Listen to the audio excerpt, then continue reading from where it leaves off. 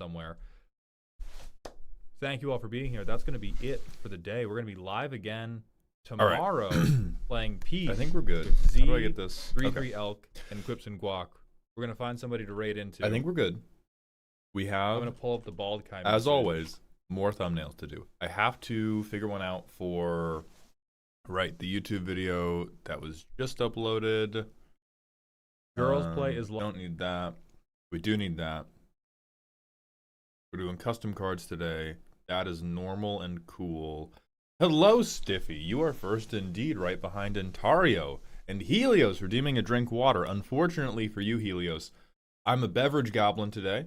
My two beverages are a decaf mocha and a zero sugar 7-Up. So I'll be drinking one of those. I gotta make sure we are good to go. All right, we're good to go on YouTube. Pop that out. And then, hello, Wolf. Hello, Nicky Nacky. And then I need to figure out, what's in this video. If we look Okay, there's Sokka and Suki. in this deck, Guy Hammer Glue. Then there's the Joda deck. And then there's Queen Calebin Krug. Okay, so our three options. Where the fuck do I? New design, YouTube thumbnail.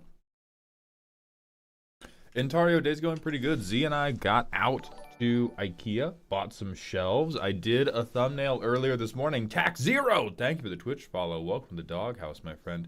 Y'all gotta take more thumbnail photos. I feel like those ones of you and Veggie have been used at least twice. Counter argument, White Bread, because I am inclined to agree with you. However, if you are somebody who notices that we have used the thumbnail photos more than one time, you are probably not who the thumbnail is trying to appeal to.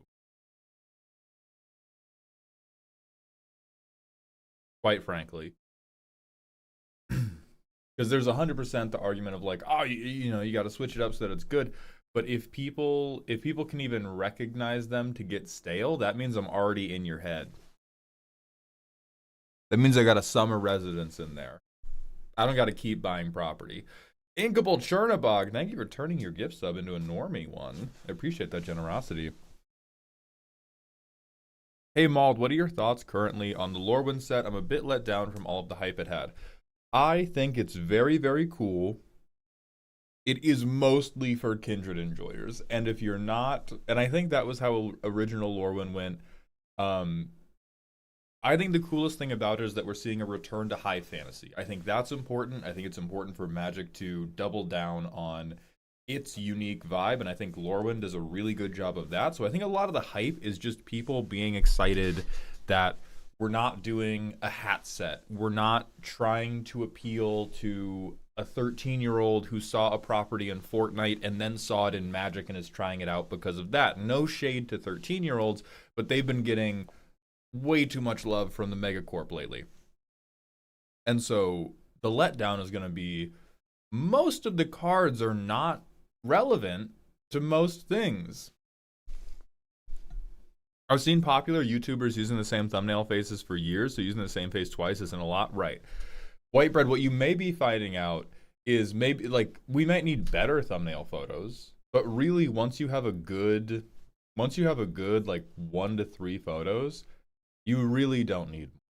If people think, oh, you need new ones, what they're expressing is that the current one is simply not good enough. Yes, you do need better thumbnail photos. See, that I agree with. I just don't know how to take them. I take so many. Every day I wake up, I heat up 5 grams of nougat on my stove. I burn it down just to smell something toxic. And then I go and I take 17 thumbnail photos, and they're all worse than the ones I currently have. Thumbnails are mostly for people that aren't already in your ecosystem, right? Kind of. You can't really say that anymore because YouTube is putting a very, very big emphasis on your subscribers watching your video at a higher rate than non-subscribers, which is normal. If you subscribe to a channel, you should like it, and you should probably be engaging with the content at a higher rate than people who are not subscribed. But if you ever do a video, right, you can't just appeal to the masses, because if you ever do a video that your subscribers click on less than normal,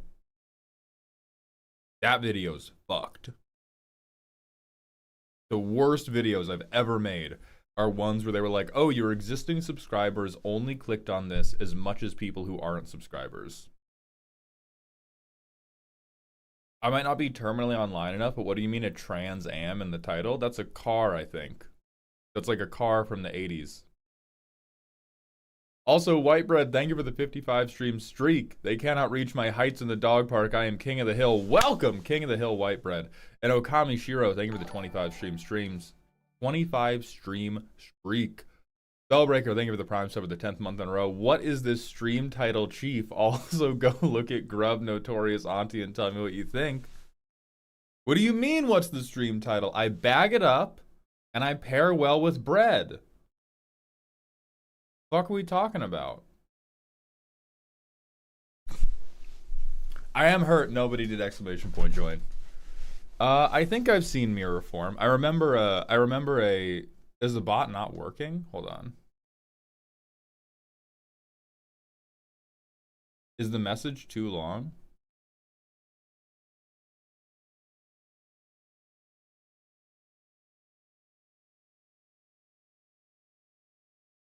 Okay, confirm.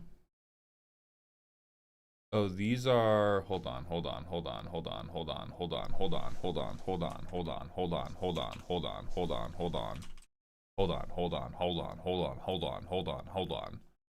Custom. Join. Okay. Refresh. Maybe now it'll work. Maybe now it'll work. There we go. Now it works. Microphone googly eyes win. Go fuck yourself. Go fuck yourself, Jess. And Alec, man, we are, graphic design is our passion. Wool, thank you for the 3 streams in a row, but not thank you as much as Whitebread for their 55. Welcome back to the dog park for your new streak, buddy. Okay. Thumbnail we gotta do. We have some decisions to make.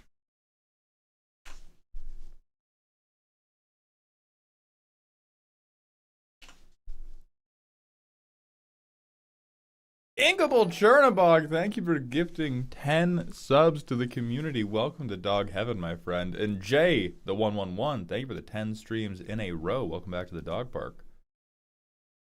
DMC, thank you for the 100-bit cheer. I pulled out my Narset Mill Theft deck and jorked everyone until they ran out of liquid. Milled for 118 in one turn. That's fucked. Whitebread, the next thumbnail we are doing is for my next deck roasting video. We are going to laser beam ads into your head real fast, so 3-minute ad break. Morning, boss. I want you to be proud of me. I pulled all the aristocrat stuff out of my Gwenum deck and replaced it all with gigantic fuck-off creatures. Shade, I'm very proud of you. I'm very proud of you for both. I am proud of you enough for both of our dads. J or JT works for the future? Got it. Thank you.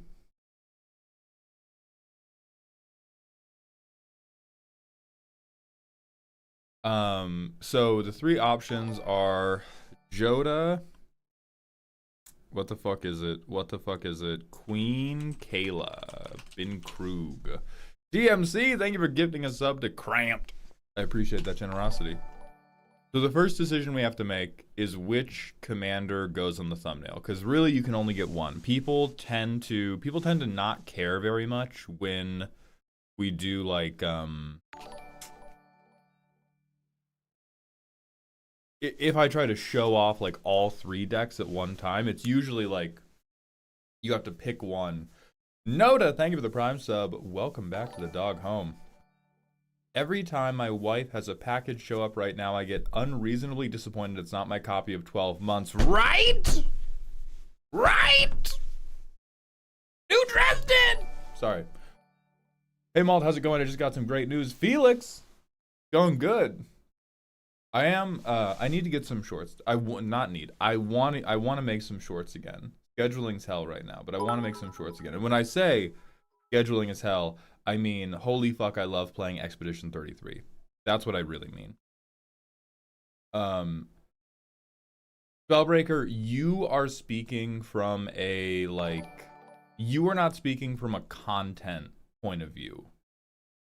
Unfortunately. When you say, like, Kayla for sure, Joda is uninteresting, like, many of the most popular deck techs on YouTube are, like, Xyrus, and then anything Quips and Guax makes that barely functions as a deck to begin with, but is just a lot of jokes about Latinas, and other, like, Vine boomy stuff like that.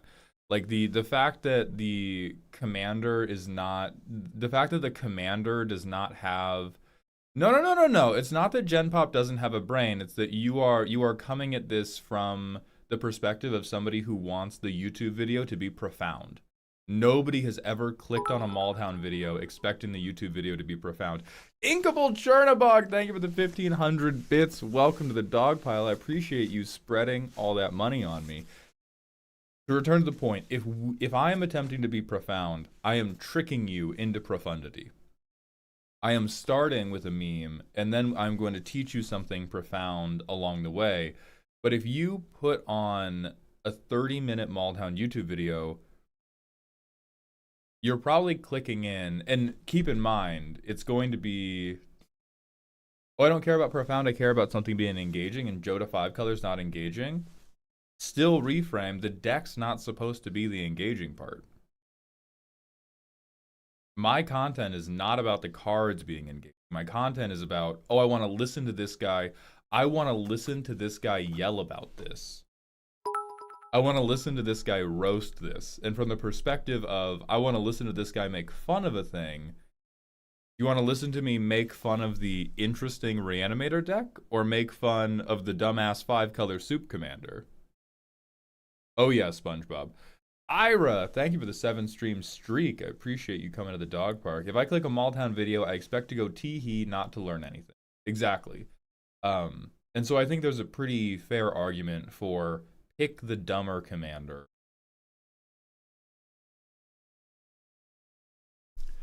Jesus, thank you for the 55-stream streak to shove over white bread on that hilltop.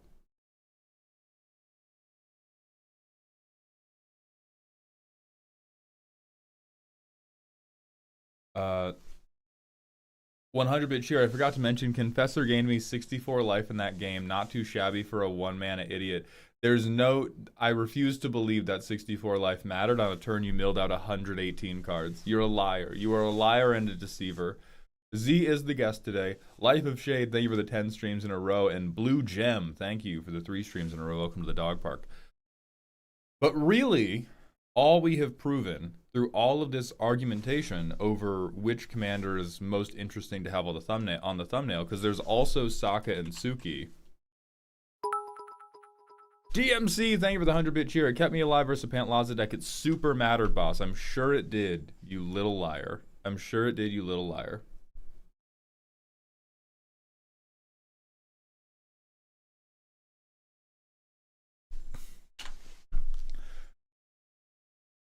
Jarther, thank you for double prestiging your Discord role.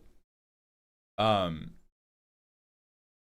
I think all we've proven is we need 3 thumbnails.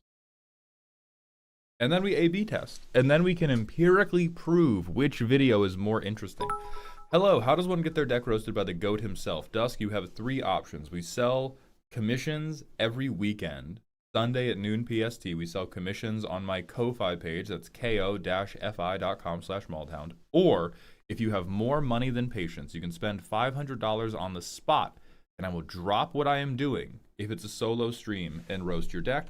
Or you can drop $694.20, and Z and I we'll roast your deck together. Or we do free roast streams every month.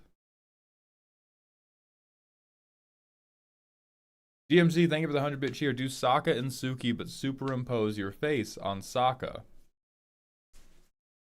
I think we could do that for the Sokka thumbnail. Let's do Queen Kayla first.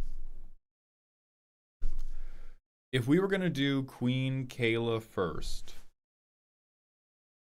let's see the issues with that deck. I'm going to put these in a text box so that you all can see them. Issues with that deck were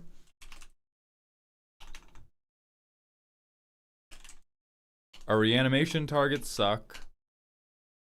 Our card draw is really bad. So we would get stuck in hand with only a couple cards. Does that imply you having relations with a teen? No. Let's be fucking serious. Like, I think there's like the, oh, hee hoo hoo, that implies you having relations with a teen, but that's like, nobody gives a shit about that. Speaking of awesome content, more decked out, no elaboration takes. Please, I will put that in my brain juice. Thank you, Toke McBong, for voicing that. Like, I think if,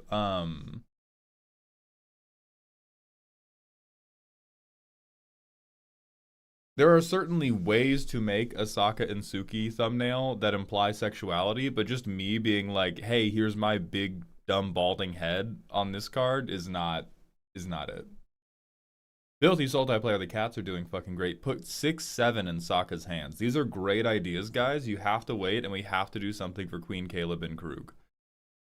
So Queen Kayla bin Krug, I think we do standard background, and the standard background is just I take the deck list, I do a Moxfield snipping tool of it, and then I vignette you. Not Goif deck.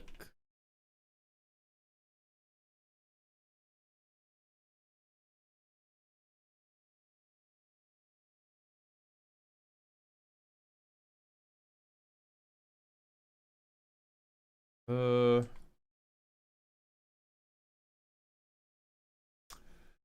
I found the Sokka and Suki deck. But this should be part of the same stream, so why are these far apart? Silly ass. Yeah, that's the flip deck. Most team year deck ever. There's Wolf's deck.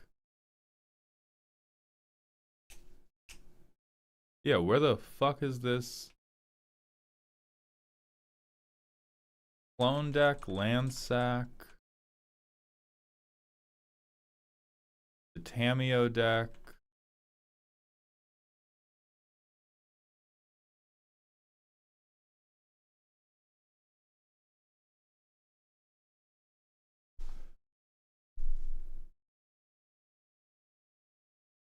Let's be real though, Malda's avatar Yang Chen banned. Banned. Don't be fresh. Fuck are you doing? You think it's safe for you here? You think it's safe for you right now? Go fuck yourself. This is an unsafe space. If you make ball jokes, it's safe for everybody else.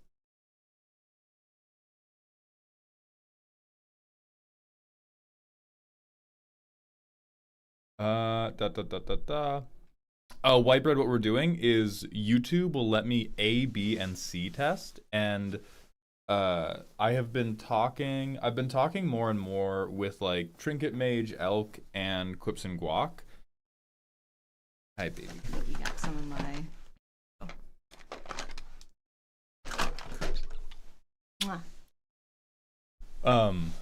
And like way, I don't know about effort, but I need to be willing to try more shit with respect to thumbnails and titling. Like I've gotten to the point where now every video I try 3 different titles. Because you're fighting for like, you have to fight for individual percentage points on the click-through rate when it comes to yeah, when it comes to being a full-time YouTuber. Maul, you and Z are the best MTG couple, 100%.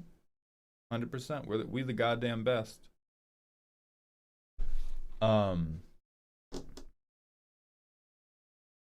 Yeah, so we're gonna do 3 thumbnails for this one, and we're just gonna see.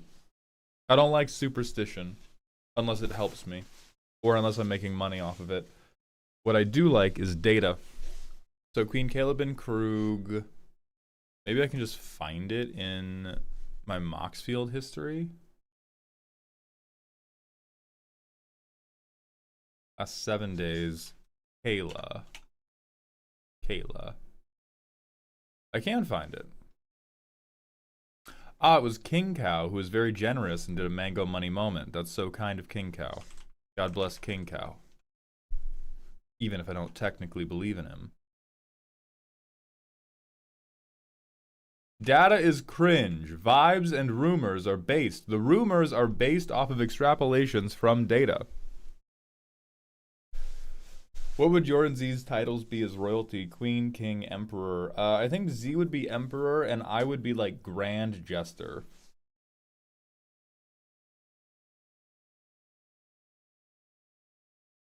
Okay. So we need. There's this Moxfield page. Right.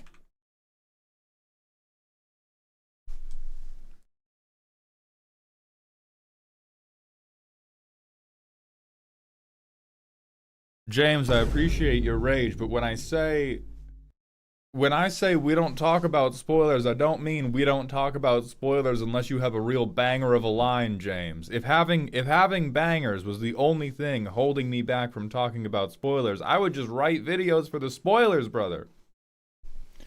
You have been banned and unbanned. Where did the peak stream go up? It's going up on so I have a VOD Hound channel now. Mauled, how would you rate the precons out of 10? For me personally, Elemental's precon is a 1 out of 10. Jund precon is an 8 out of 10. The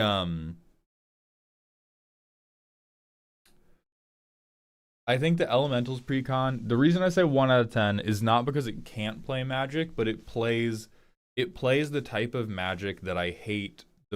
Hate's a strong word. It plays the type of Magic that I have the least fun with, both playing as and playing against. Because what the Elemental's precon does is you sit there for 5-ish turns doing nothing, and then you're like, Slam Avenger of Zendikar, I win? Do you have a response? Do you have a response? I win, please, right? I win, please. But because it's a precon, if you play it at precon tables, nobody's gonna, like, no deck is aggressive enough to stop you from doing that. You just go like, oh yeah, tap land, basic, cultivate. Oh, what, nobody's swinging any meaningful damage at me? Oh, that's so sick. Oh, hell yeah.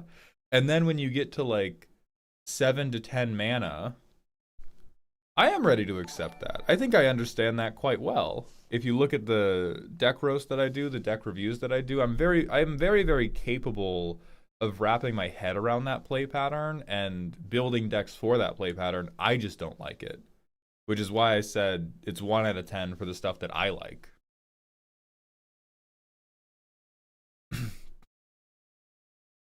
Not even the Zergo or Taval precons from Tarkir, not even Terra or Titus from Final Fantasy. I mean, those will put pressure on, but you're not about to, like... I don't think anybody playing at a precon table is going to be swinging for lethal, and that's part of what's now codified in Bracket 2. This is why we need to normalize land destruction. No, I think this is why we need to normalize kneecapping people who only have 1 permanent on, or 1 non-land permanent on board. Like, the thing that I think will carry the Elementals precon is you can go, oh, come on, man, I literally just have my commander. And whether you're using Ashling or whether you're using Massive Mysteries, you're going to go, oh, okay, well, I play this, and because I have my commander, it takes over the game? I hope. Not necessarily, because there's a lot of weak hits. But it's like, yeah, your commander is a ridiculous value engine, and you have an incredibly high variance of stuff you can do. So I think most of the elemental precon is carried by it's carried by the hope that you draw Avenger of Zendikar or Maelstrom Wanderer. And if you don't do that, I think it's very, very underwhelming. Honorable mention for Titan of Industry. Titan of Industry, double ETB, or you get to Myriad it. Also excellent. Wendy's Baconator, thank you for the 7 streams in a row. Welcome back to the dog park. Well, Animar you have to put in, because Animar is not in the deck.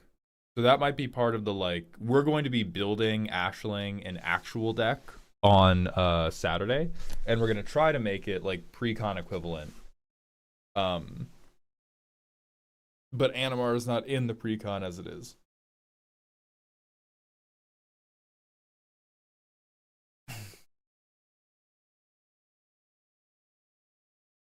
Also, my stupid friend said he's far right despite being more woke than most, and I had to explain he's wrong and loves people. I mean, far right people love people. It's just usually just like themselves and one family member who agrees with them. So why do they think they're far right? Guys, can someone explain the title? I move like mozzarella. What's confusing about that? We have a movement you can join by typing !join, and I'm toasting bread. I'm not trying to move the precon of bracket. I'm trying to make it work with the commander at all. What's your ideal budget for a precon attempt? I don't have an ideal budget. I'm not going to limit myself super stringently because wizards can print whatever the fuck they want in a precon, and both of these precons were like worth you know, $130 to $180 in singles. And so if our precon is like $100 in singles, I'm not going to be like, oh, that's not a precon. I'm like, oh, that could be a precon if Wizards wasn't a coward.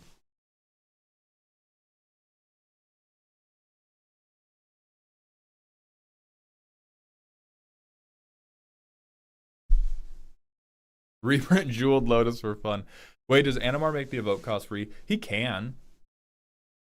If you stack counters on Animar, because there's still a creature spell, it's still a casting cost. So if you get him to, like, I don't remember if he does power or counters, but yeah, he would be a very good synergy piece to put down if you could if you were doing like a creature fall card draw strategy, you could relatively easily go like Ashling, Animar, evoke, draw my library, try to kill you. I don't think that's the angle I'm gonna be going for, because I think you can do like glorified Teemier creature fall really, really easily. I think we're gonna be trying to do power or mana value matters aristocrat stuff instead. Why are we throwing stuff? Because you're mad. Are you still doing? Yeah, I still have to do at least one thumbnail. Okay. Want help? No. No. No. No. No. Pedgman Z's on for customs today. Does Maelstrom Wanderer work in the deck? Maelstrom Wanderer is one of the few cards that works better for Ashling than it does for Massive Mysteries, because for Massive Mysteries, you just Myriad and then sack to the Legend rule. For Ashling, you get the Cascade trigger for 4 mana.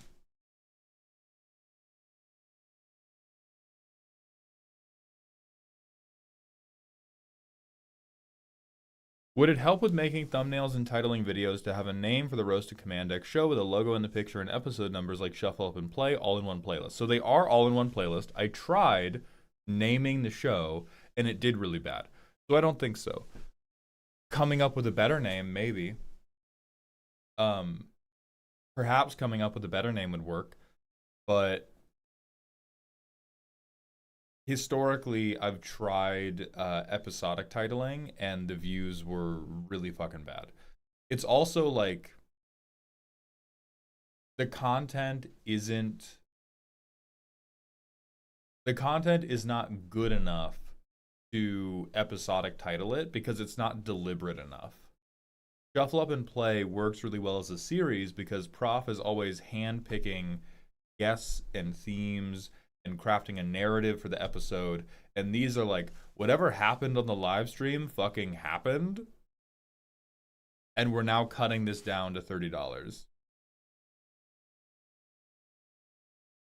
All right, Ascendants, do you want us to do your cards regardless, or do you want us to hold them until you can be here?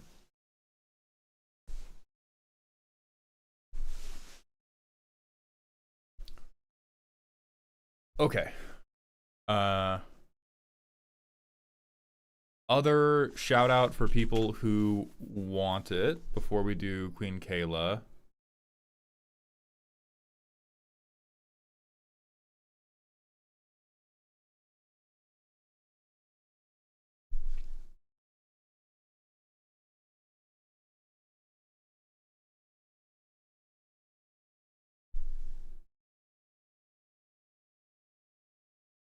We now have this channel, that is where all of the. I'm debating if I'm gonna do normal live streams like this one too, but this is where all of the non-streamed deck reviews are gonna get posted if people are comfortable. If people are comfortable making them public, there's an option whether you want it public or private. But these are like just raw, non-streamed videos of me going through decks and God, trying to help them. So some people express interest in that, and if you are interested in that, can you put the E33 playthrough on there? I mean, the E33 playthrough is already on my YouTube channel, so I don't think so for that one. But future stuff is going to go on there. Like the peak playthrough is going to go on there.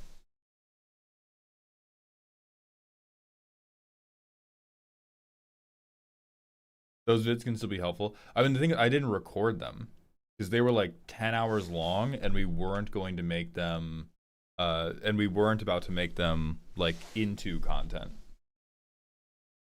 Hello, Viv. Welcome to the stream.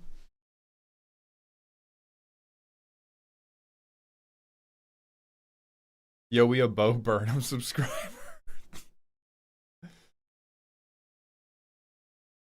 Oh, the Malltown Von vid. Yeah. I think these can be helpful. And so if anybody wants like a big playlist of these, that is where to watch them. Channel is not currently monetized. It would, if it ever hits the metrics to be monetized, it will be. Yeah, okay. Queen Kayla. So the problems with this deck was we didn't have targets. I think what we...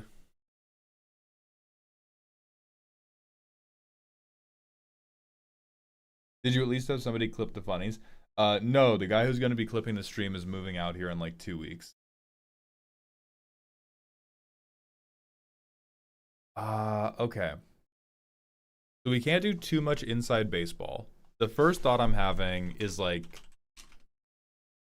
Megamind meme, but instead of no memes or whatever, like holy fuck, man. Holy fuck, I don't care. Like this meme, but instead of no bitches or whatever, we could do no targets, and then we could like edit a transparent version of my face over the top. But I don't think people know what Queen Kayla does off the dome enough. Like I don't think that's grabbing enough. No artifacts. I don't think that like no win con. That is much more, yeah, that is much more broadly appealing. So we could do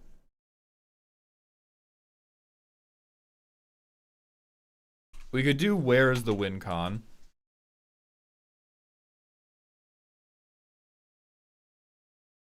Make that fucking huge.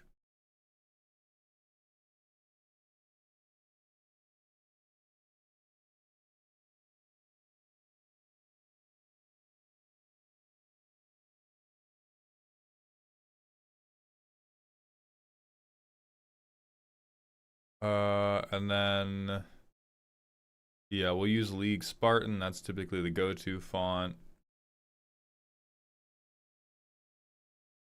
Effects, outline. Gotta get I think we want visual stacks. Yeah, this is how we typically do it. Okay.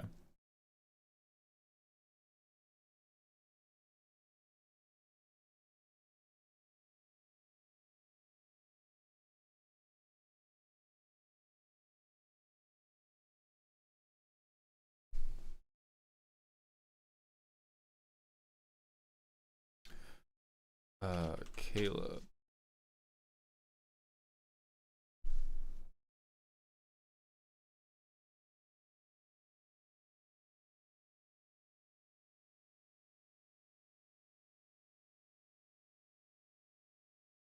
Position to back.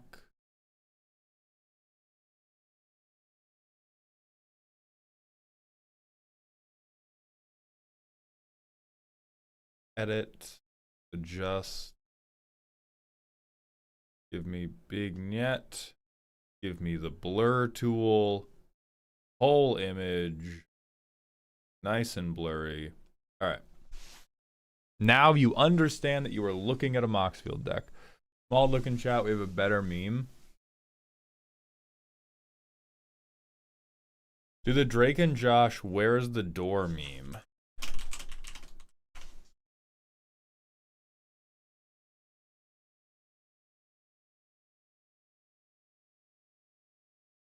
Oh.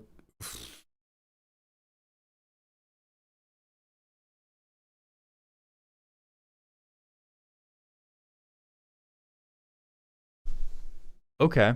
I think we can make that. Nah, the Megamind's better for the thumbnail. I actually don't agree with that. I think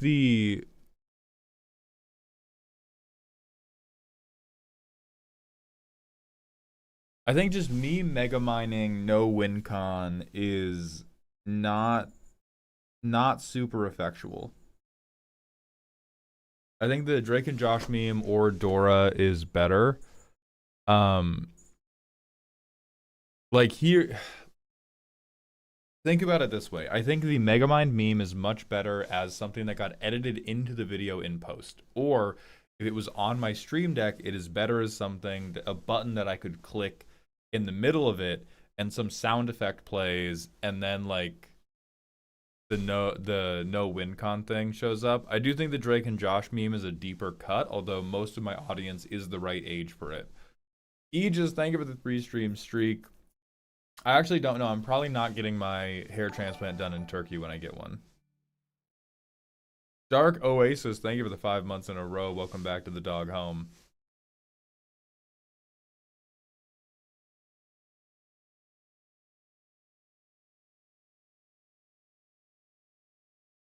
Ooh, Waldo. Yeah, we could do like a Waldo meme.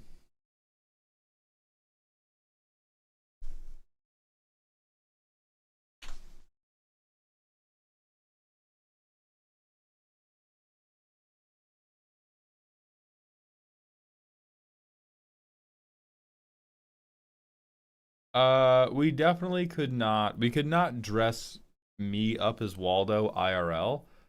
We could like our options are to Photoshop my head in over Waldo's head. Oh.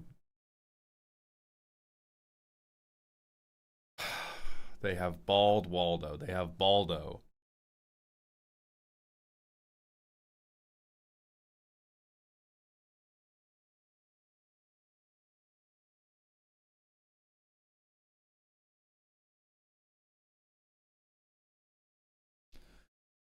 Send it? No, I think that's somebody else's personal artwork.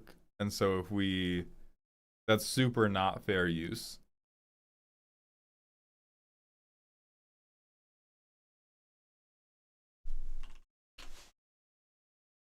So if we take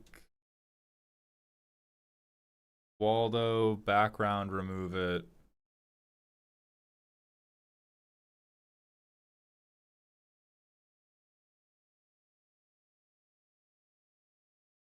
We could put my like big angry head on there. I think then the only question is, are we putting me, am I miming Waldo's current expression, or am I going like,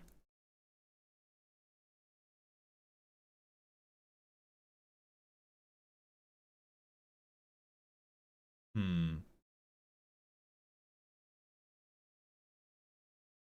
Typically, angry faces have sold better, which is why I'm leaning head empty, polite smile is good. Right, you would think that, having not looked at all of the click-through rates that I have looked at.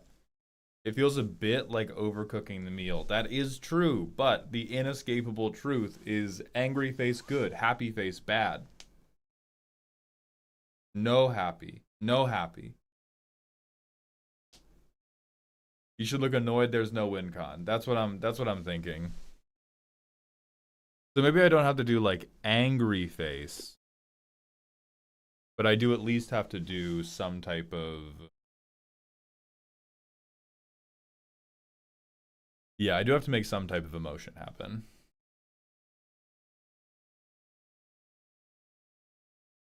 Channel my dad and be disappointed.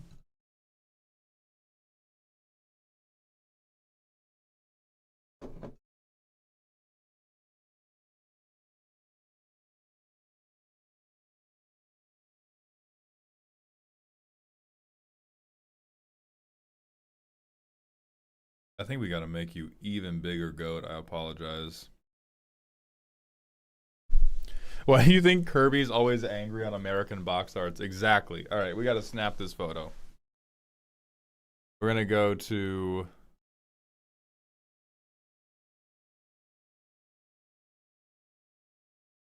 we're gonna go to just chatting so you all can watch me. You have to watch me take this photo. You have to watch me suffer for my art, chat. You have to watch me suffer for... We're gonna get completely naked now.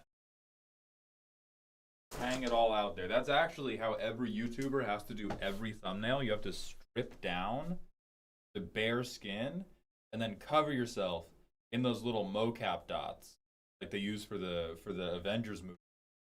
And then they put all the clothes in and post.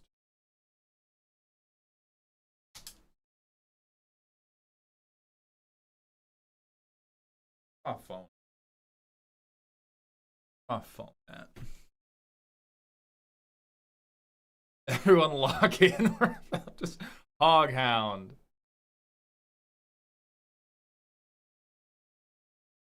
Nah, that's only Smash Bros. Creators. I think most Smash Bros. Creators are more interested in stuff that's pre rather than post.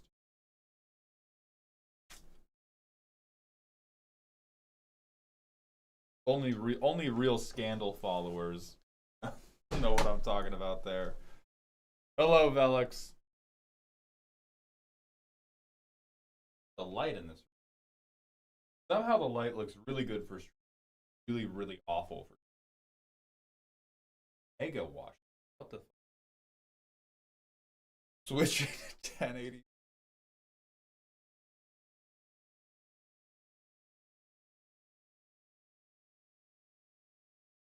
Alright, I'll try a couple poses.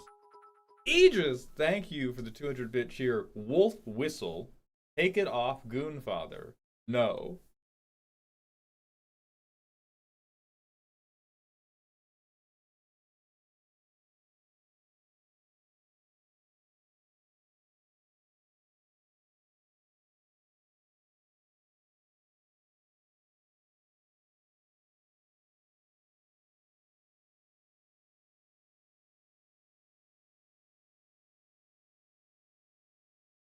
Alright, those two are gonna have to do. Hey Devin, those are great tips, but unfortunately for you, I already took the motherfucking photos.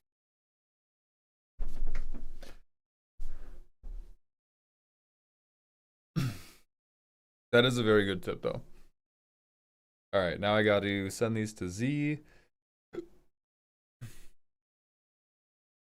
Oh yeah, while we work on that, everybody tell me what we think of this Riftbound thumbnail. White Bread, thank you for the 500-bit cheer. Take the socks off slowly, boss. I'll consider it. I do love money. Alright, we're gonna send this to Z. Go manage. Get these two photos.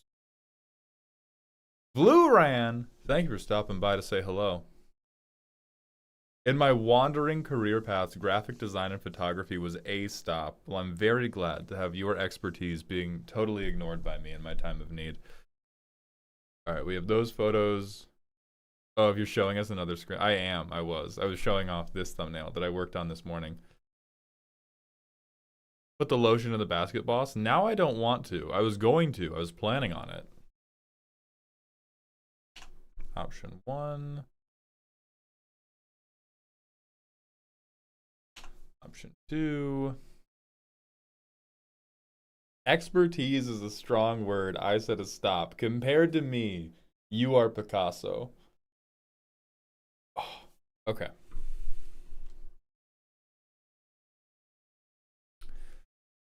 Da, da, da, da, da, da, da.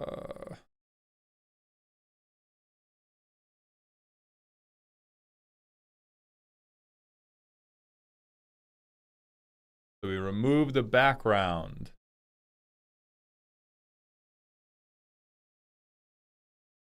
We erase. We pixel erase. We cut my head off.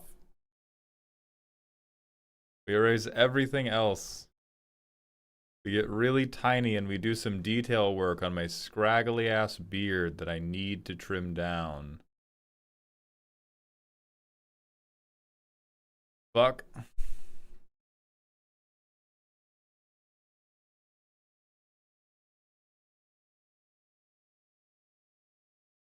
Okay, there we go. Done.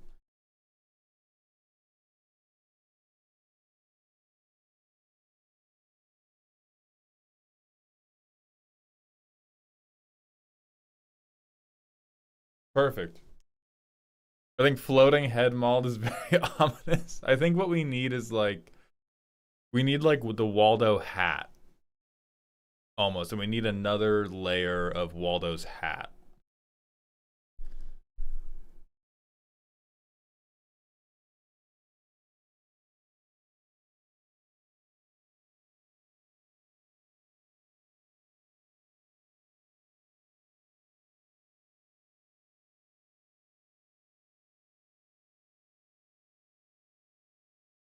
Copy Waldo and erase all but the hat. You really woefully overestimate how good I am at erasing things. Okay. So we go to like 100 and we just wah, wah, wah. Just erase your layer where the hat is. You got to speak words that mean something. Listen, man, graphic design is my passion, not whatever language you're speaking right now. All right, done.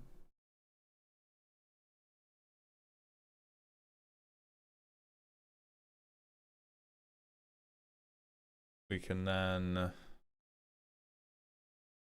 Oh, Jesus, yeah. We gotta...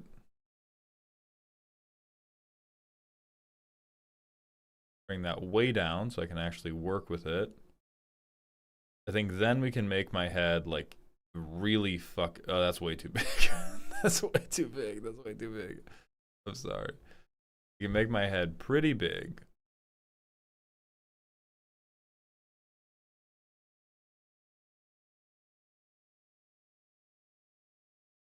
That's too big for the hat.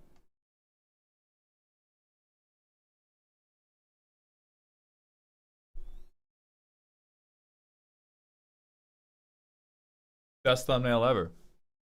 Why does it look like you're having a stroke? I kind of am. Velox Scripter, thank you for the 10 streams in a row. Welcome back to the dog park. Oh, hold on. Coup de grace. Coup de grace real fast. Big red. Big red. Need red letters. I've been beating my head against the wall trying to come up with an EDH-related acronym for Waldo. Best I got is win after long drawn out. Where's the Waldo meaning? What the decks play? What? Why did we do that? Why did we commit to that as a course of action, Army Hitch? You could have done like 3 lunges. We're missing not only the question mark, we're missing the exclamation point as well. Yeah. Question mark, good. Exclamation point, good. Loud, loud, loud. That's one. Make the is also red. You are smoking crack. You are attempting to go for, I think, color fidelity between the red and white, and it is just make one word big pop. No alternating, no thinkies. No alternating, no boring sentence. Important word red. No more thinkies then.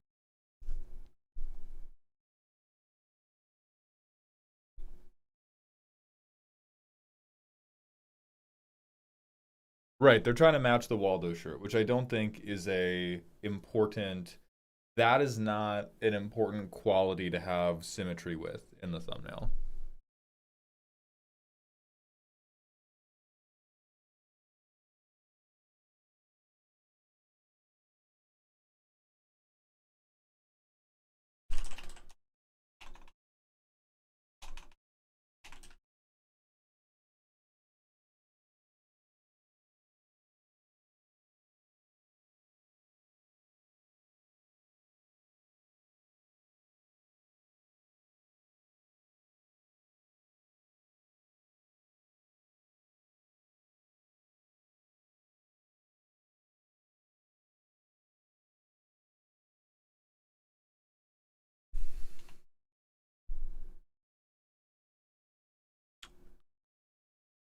And we outline you as well because I love having these little speech bubbles in my videos. Who cares if they're actually better or not?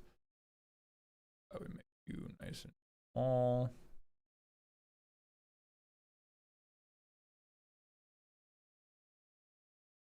Okay.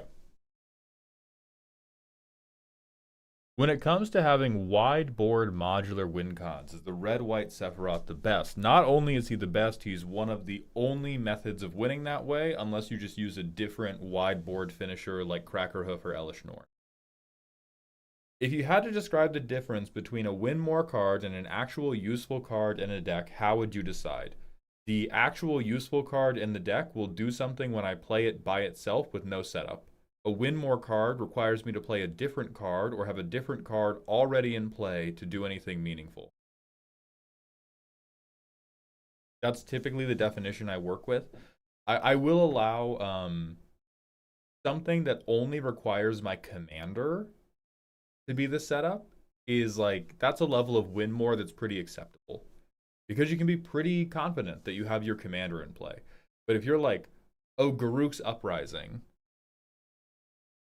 win more means you have to be ahead to get a full payoff. I don't think that's a complete definition. Or at least it's not a complete definition in the way that people currently use the phrase. Win more tends to mean like other things have to be going right. It doesn't mean you have to be the one in the lead, but it means other things have to be going right. Like Garruk's Uprising, you have to have big creatures in play or be playing more big creatures for it to go right. Some decks are very confident they can do that, but it still requires you to have that external setup. Some cards, like Lorien Revealed, it just does the thing. You don't have to have anything else going on. Or Atali is a better example for like big dumb shithead dinosaur. Atali just does it. You don't need, you have to get the lands for it, but the moment you can cast that spell, it will do something useful for you.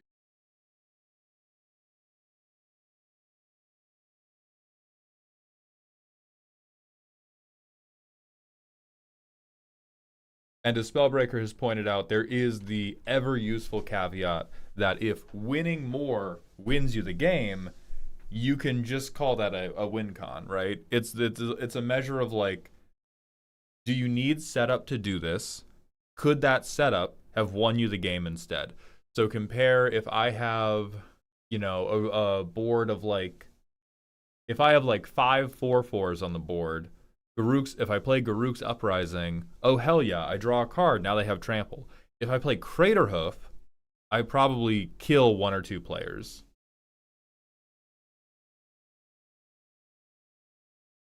I left to get lunch, ETA on custom starting, like 2 minutes. I think we're gonna rerun a short ad break, but this is acceptable to me for the first thumbnail. and I want to do 2 other thumbnails as well. But we either are going to do those later or just not on stream.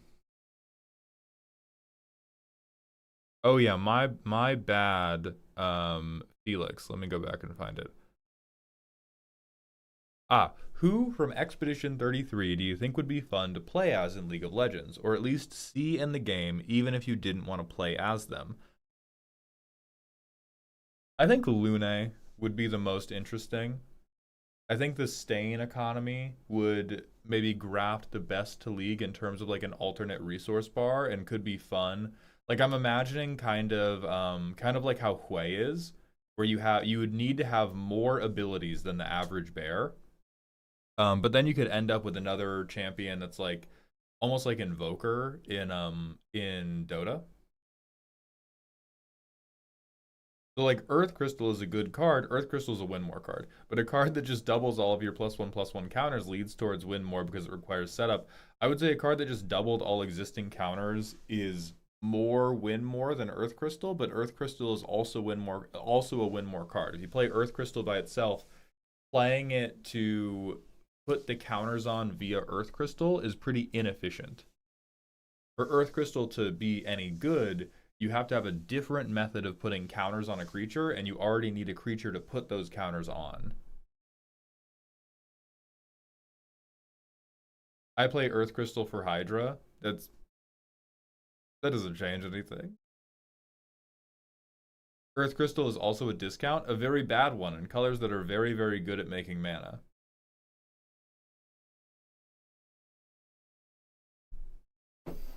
I think another issue that people have when they talk about Commander players talk about win more cards the same way like wannabe woke people talk about homophobia. Like and what I mean by that is a lot of people are homophobic. A lot of people have some type of like deep down beliefs that are homophobic to some degree. Not all of these beliefs are the same levels of hurtful, but people react to the word homophobia with such incredible defensive vigor that it can make it really hard to talk to somebody about their homophobic beliefs because they're like, I'm not homophobic. I don't hate gay people.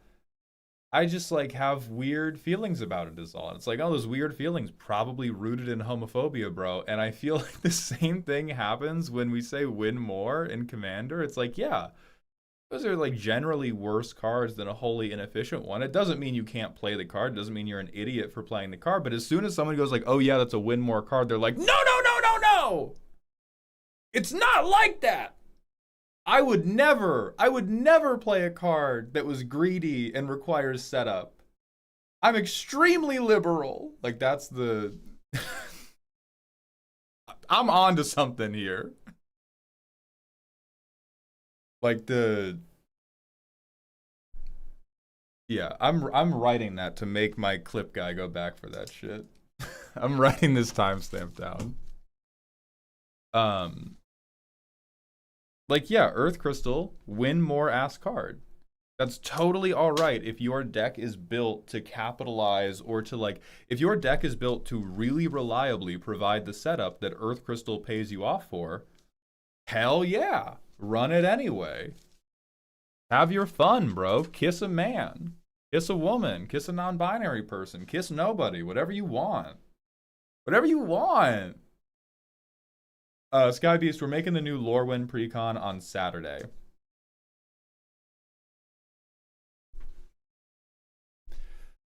Okay, we're going to rerun an ad break to get rid of the pre-roll demons, and then we are going to move into custom cards. Crazy moment to join the titles giving schizophrenia. I'm tired of being normal, dude. I'm tired of being normal. I can't be managed, bro. I'm tired of it. I make normal, reasonable titles every day of my life, and the viewer count doesn't move a fucking inch. I'm being a freak. I'm being a freak on main. Mauled, have you ever been trying to save money, then went to the doctor and realized your health insurance deductible is somehow a scam? Every single time I've ever been to a doctor. Point redeems after the ad break, baka. My love, it's time.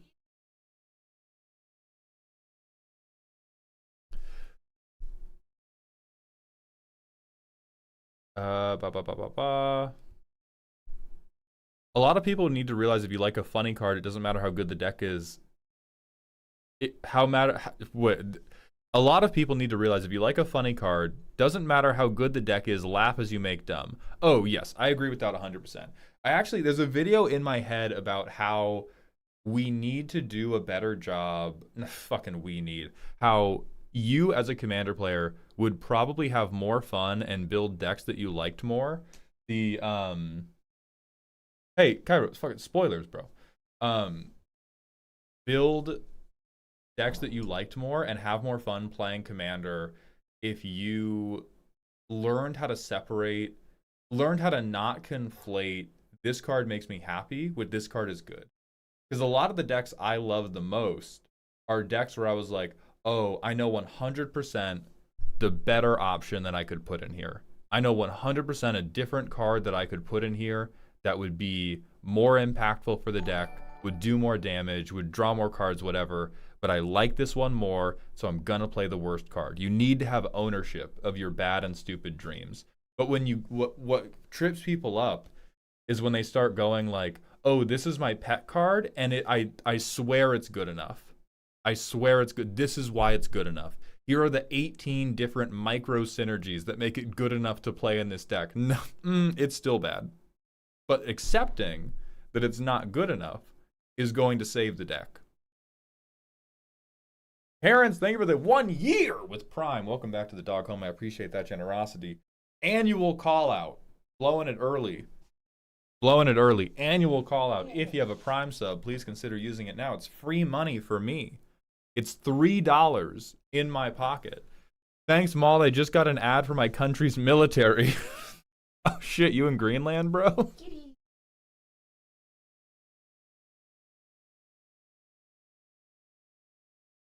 Kitty. Harval, thank you for the 45 streams in a row. Welcome back to the dog park. What you meet in here? Yeah, I gotta pull. What the fuck is that? It's good. What do you mean? What the fuck is that? This shit is gas. Chat, back me up. Chat. I don't call on you guys. I know many of you are office workers and many of you are college students. I know you're lurking right now. Back me the fuck up right now. I'm being harangued. God. Say it's gas. It's gas. It's gas. Redacted. We cooked. Redacted. Oh gas. God, it's gas. Gas. On God. Goes hard. Malda's right. He cooked. Fuel. Gas. It's gas. Gas emotes. This shit is gas, bro. It goes so hard. Rocket fuel. Thank you. Gas. Thank you. Deku Full Cowl. It's gas, so gas. Specifically flatulence. Hey, redacted. Stop that shit. Petroleum. Thank you, Dark. Are you being harassed by the pill drowner? Oh my God, shut up. Yeah, I'm not going to take this from somebody who waterboards their creatine pills. I can't stand any of Thank that. you, chat. To my taste buds. Thank you, chat. I appreciate you all supporting me in my time of need. I should probably get the wooden chair because it's smaller. I think we can fit it. I widened the field of view that the camera's capturing so that this would work. We will have to switch seats because I need my finger closer to the clip button. Why not just pull the clip closer to you? You sound fucking crazy right now. Thought just crossed my mind because of another stream message. Do you think that 4-mana rocks are mostly better than 3-mana rocks, or am I just thinking of the better 4-mana rocks and blocking out the best? I think you are blocking out the rest. I think you're blocking out the rest. I think you are having a little bit of a stroke. You do sound a little bit hysterical. A lot of the times when I'm recommending a 4-mana rock for a deck, it is because the deck is... All right, Hayden. It's because the deck is extremely mana hungry. The reason you would play a 3-mana rock is because they have a specific utility clause that you want to use, and you just need like 1-mana rocks anyway. I'm pulling out all the 4-mana rocks when I'm like, oh, this is greed from the Bible. We need to make 2 mana with our mana rock. But if you have like Sonic Screwdriver, that can make you unblockable. You have shit, I don't play 3-mana rocks good. I'm too cool for that. But I swear to God, they're valid somehow. Small Town, can you change the drink water redeem to drown a pill? No. The only 4-mana rock I need is the One Ring. God bless you, Knitting Mice. Casual passerby. Thank you for the 10 streams in a row. Welcome to the dog park. Midnight Clock is Pog. Oh yeah, you could work with Midnight Clock. All right, let's go to Early. That's what you get for hating on Yeah. hating on my thumbnail. My good and cool thumbnail. This is fucked up that you did that. She's Thumbnails so fucking cute right now. The thumbnail's fucking gas, bro. What are we doing? Short idea. I've come to the realization that decks usually want to win the race to 4 mana, 7 mana, or put bike locks on the racers. Maybe you can examine that. I think that's only true in a relatively narrow framework. Like that's the type of thing that's like everybody has a plan until they get punched in the face. I think it's good to understand whether you want to win the race to 4 mana, 7 mana, or put bike locks on the racers. I do think it breaks down the moment you actually get into the game, but I can wrap my head around that as a thesis statement for while you're building the deck. Is my deck cooking once it has access to 4 mana? Is my deck cooking once it has access to 7 mana? Or is my deck cooking when my opponents can't play their 7 mana things? I'll spend some time thinking about that. 3 kobolds in a trench coat. Thank you for the Twitch follow.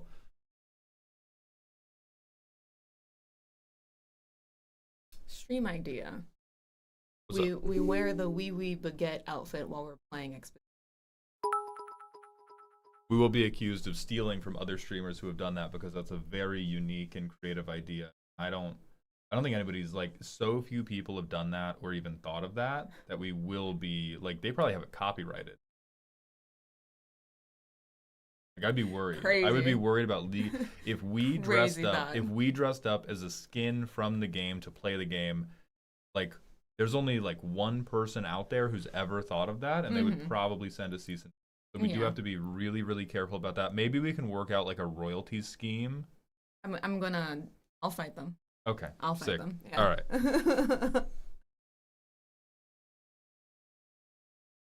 Aegis, thank you for the 100-bit cheer. Saying hello to my girlfriend.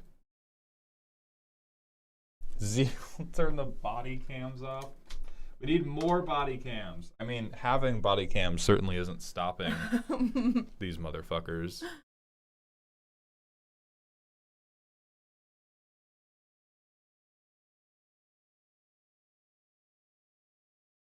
Do you even have decent baguettes? No. No. I'll make fake baguettes. League of Legends season rank when? Oof. God, that would be funny. That would be fun. I think it'd be fun. All right. Okay. You ready? Yeah. First up, Little McSdoom has sent in Kirby cards. These are opening on the wrong tab. Phenomenal. That's so fucking good. That's so fucking awesome and cool. All right, whatever. Point redeems, you fool? Oh, yeah, point redeems. Oh, we still need a kitty cam, yeah. Being little evil kitties. Point redeems. Oh my god, that was so fast. That was so fast. What the hell? Kirby cards! Approach the Roche limit. A Mardu sorcery that says sacrifice any number of creatures. Each opponent sacrifices the same number of creatures. Repeat this process with artifacts, enchantments, and planeswalkers. That's so strong. That's way... Yeah, fuck you. Wow. Fuck Listen, you. I love Mardu. Oh my fucking god. That's oh the my devil. God. That's the fucking devil. So many of Little McSdoom's cards are normally like so chill. Invocus Prejudice. The 4-3 question mark appearing in chat is insane. Yeah, that is. This would, okay, so bare minimum, this would need to be like 6 mana. if not 7. We can't. What is the name of the one spell that like demolishes literally everything? Like farewell? Well, yeah, there's farewell. I would say non-tokens.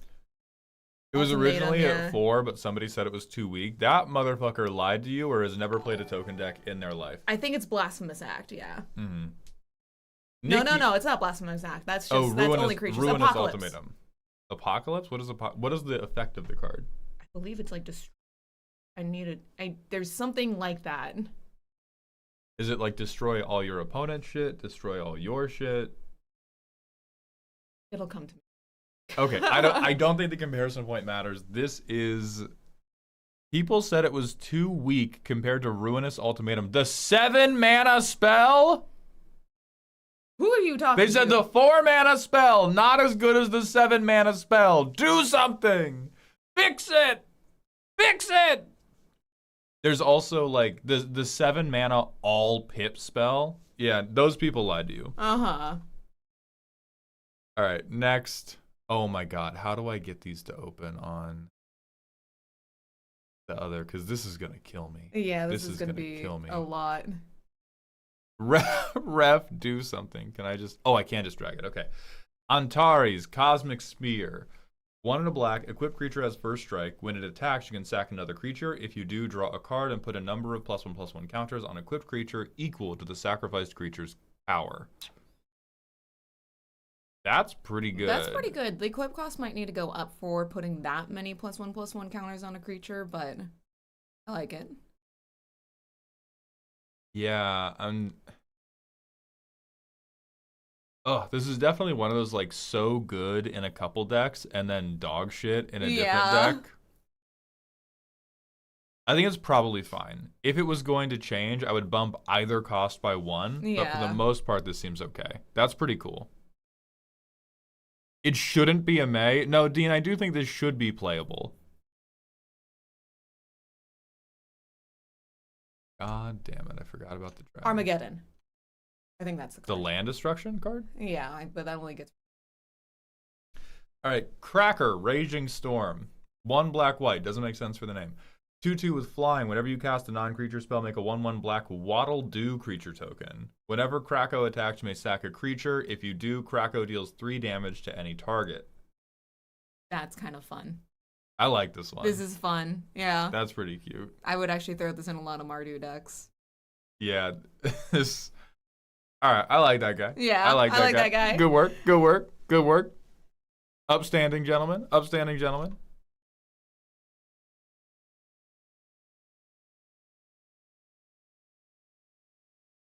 Ultra Sword, Evil's Bane, a 5-mana Bant equipment with flash. On ETB, attach it to something. Equipped creature gets first strike, trample, and +X/+X, where X is equal to the number of creatures you control. Ugh! Oh, God's most hateful combat trick. Fuck you. That's fun. I hate that it has to be fine. At 5 mana, that's Chulane mana. You get to do whatever the fuck you want. I despise it. I like it. Yeah, it's Bant Ember, Equipper Hoof. Crater Hoof. Yeah, yeah. God, yeah, print it. Fucking ship it. Don't equip only to legendary. It's fine. It's fine. Bandana D, Steadfast Fighter. A 4-mana Selesnya 3/2 with dash of 3 has flying during your turn, and when they attack, make a 1/1 Waddle D creature token. When he deals combat damage to a player, draw a card. Hell yeah. Yeah. Cute, terrible, should be uncommon. I think he has too many abilities for an uncommon, but this seems like an uncommon power level. I like most of these. The first one was way too much. All right, next we have Urban Legend Investigator, a 3-mana 2/3. On ETB, search your library for a clue card, reveal it, put it into your hand, then shuffle or investigate twice. The design note on this is I thought it would be funny if they literally looked for clues. Yeah? You did it! This is it! You did the thing! You did the thing! 50-cent rare! Yes! Accessibility solved. I do want to see a little bit more clue support, but there's not a lot of like, clue cards. Fuck these people. There's no clue support for a reason. All right, next we have Footgroose's additional Kirby cards. President Haltman, CEO. Red, black, 1/2, Menace Ward 1. Whenever one or more non-land cards will be sent to the graveyard from anywhere, you can pay 2 life to exile target card from among them with a prosperity counter, make a tap treasure. At the beginning of your end step, you can sack 6 treasures to transform him into Stardream. 5/5 with lifelink and ward 3. When it transforms, exile a graveyard and put everything in there, or give every non-land a prosperity counter. You may cast spells with prosperity counters on them. If you cast a spell this way, you pay life equal to mana value rather than pay its mana cost. Oh. So on transform, I get to rip 39 mana worth of spells out of your graveyard? Yeah, you just get a third hand to play from. I think this is also just too much stuff going on for a flip card. Like we have, especially for such a low cost, because yeah, we have like super low cost flip card, and they play into each other, but they also just have like a million things going on in both cases. So I'm not as much. If you have 2 paragraphs for 2 mana, you're probably doing too much. two paragraphs, 2 mana, too much. You go. All right, and then we have Bubbly Cloud, a tap land. Super cute. Oh my god, it's super cute. That is also a creature, so a commander MDFC. 4 mana for Krakow Thunderous Foe. On instant or sorcery spellcast, deal 1 damage to a creature. That creature's controller mills a card. Immediate Vine Boom from me. Baby, think about one game in which I had access to this. There's the face. I think the problem you're gonna have here is the play pattern it best support. Like, you're not milling enough for this to matter for mill. So all you really have is a way to do is it board control. And every single time they have given us is it board control, it ends up in an apocalypse. You end up in a Fallout situation. And not even one of the good ones. You end up in like early Fallout 76.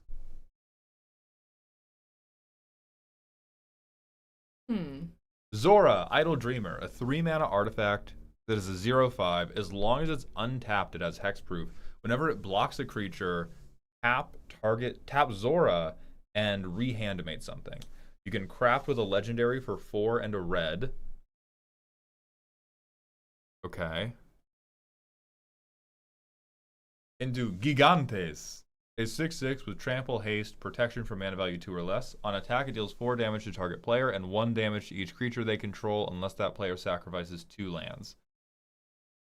This one seems pretty perfect. Yeah. This is the right amount of complexity and right amount of power on each side for a flip card. I like this one very, very much. Fuck token players. Fuck people with lands. Hey. Well,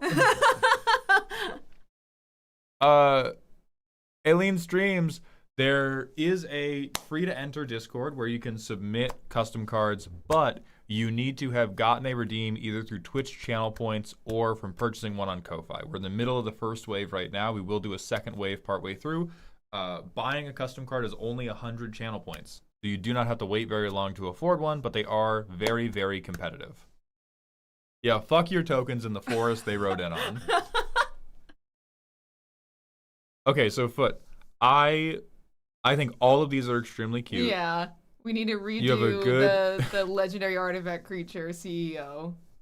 Yeah, you have a good eye for flavor, but the first card's doing too much. The second card is doing just enough, but it's a completely evil thing. Third card's just right. All right, next, it's Aegis Athene with draft-specific cards. So, baby, these will never touch Commander. Okay. These are for just their own set. Rootway Wanderer. 3 mana Golgari 3/2 with trample. 3 mana sack a land. Return it from your graveyard to the battlefield tapped.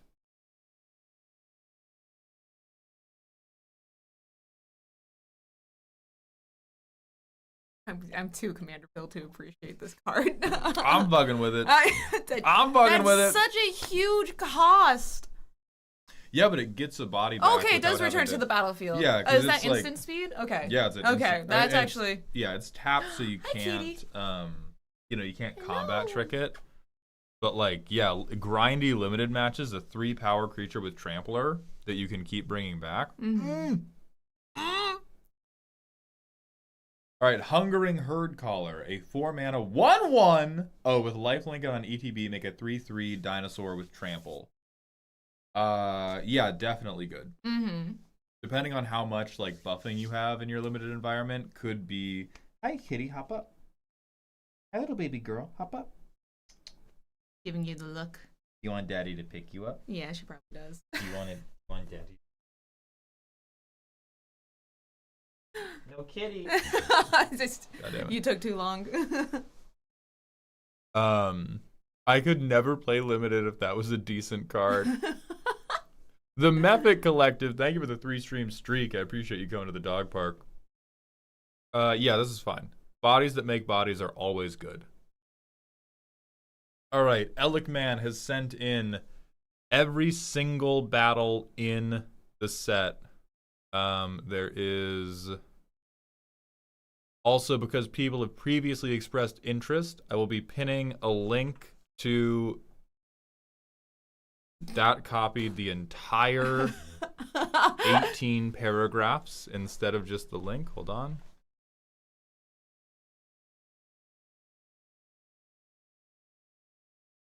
I'll be pinning a temporary link in chat that has that goes to the full card gallery, so that if you want greater context for these abominations, you can see them.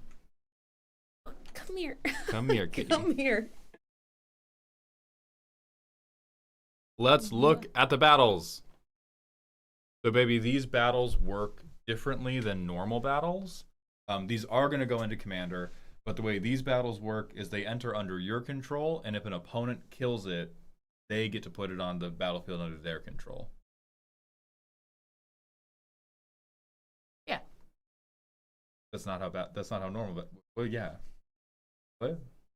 Yeah. Okay. 2 mana, 5 defense counters on ETB. For each opponent, exile a non-land permanent they control until this battle leaves the battlefield. Zip snap. Zip snap. I think it needs one more. And then, yeah. I disagree because the standard for... Because then it's... At 1 more pip, it's Grasp of Fate, which already does this, but Grasp of Fate, you can't attack. To get it back. Yeah. Yeah, because this one, heard, felt, seen. They can beat your Grasp of Fate to death, and then Girl, Grasp of Fate what are we doing? No, you can't have that. Come here. Come here. You're a sweet little kid. Yeah. You're a sweet little baby. Little babbish. All right. Yeah, that works. That's good. Lines of communication. 1 and a white for a 4 defense counter battle. At the beginning of your end step, you may tap an untapped creature you control. If you do, make 2 1/1 red human soldier creature tokens. Whoa. This one... Tapping to create 2 tokens. This one I might slap non-token, like untapped non-token creature on, because otherwise this just seems like you get it once, you win the game. And then in Commander, it's like super mid. Yeah. Which is I think a balance issue where limited players would take this because it auto wins you the limited game. And then Commander players wouldn't take it because 2 1/1s is not good enough. Can I do creature with mana value 1 or greater instead of non-token? I don't think so. I think you have to. Yeah. I think you have to just say non-token. Maybe you can get away with creature with mana value 1 or greater for squad synergy, but we have to make it, at minimum, the tokens it makes cannot tap to make more tokens on the next turn. Better Part of Valor. A 3 mana, 4 HP control point. Whenever one or more creatures you control leave the battlefield without dying, you may draw a card. If you do, discard a card. For 3 mana, you can flicker a creature. We getting on Dowerport Mage's memory. Fuck Dowerport Mage. Huh.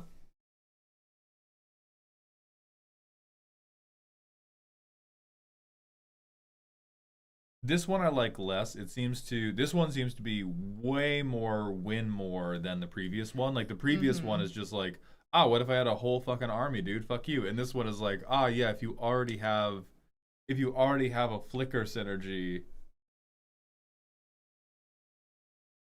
This looks though you're not going card positive. Yeah, so it's worse than Dowerport Mage by a fair bit, I think. I mean, you can mana dump into it.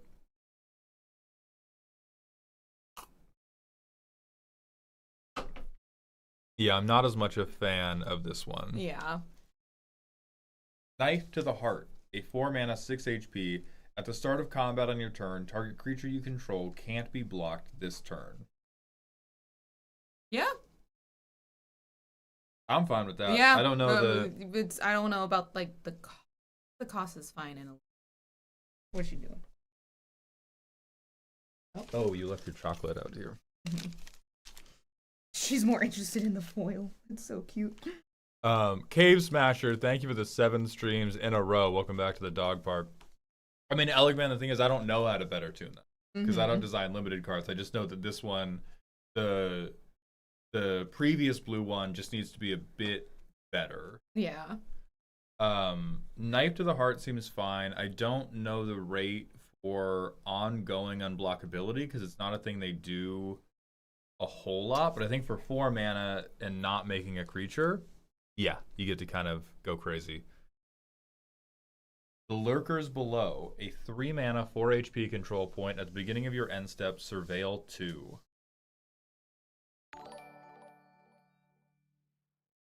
So many people are going to be attacking that because they want that. Yeah, this. Yeah. Well, it seems like it's so unexciting. Yeah, Isn't there like 1 and 2 mana auras that say unblockable? That's not what I'm talking about, Donkey. There's 1 and 2 mana auras that say unblockable. If you kill the creature, you've now taken away the unblockability as well. I'm talking about ongoing. A different thing on my board makes something else on my board unblockable, and the thing giving unblockable is not a creature and cannot be interacted with by interacting with the unblockable creature.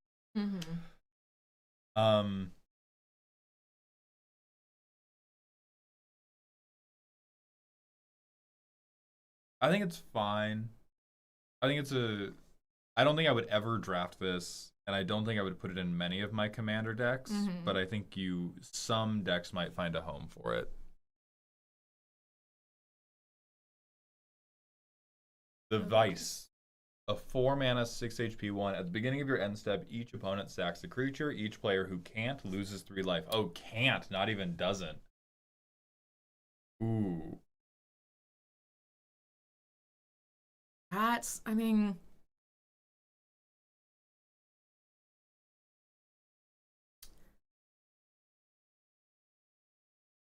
so often like a limited environment, so this, which is good because black kind of needs it because they kind of have a struggle with getting creatures out.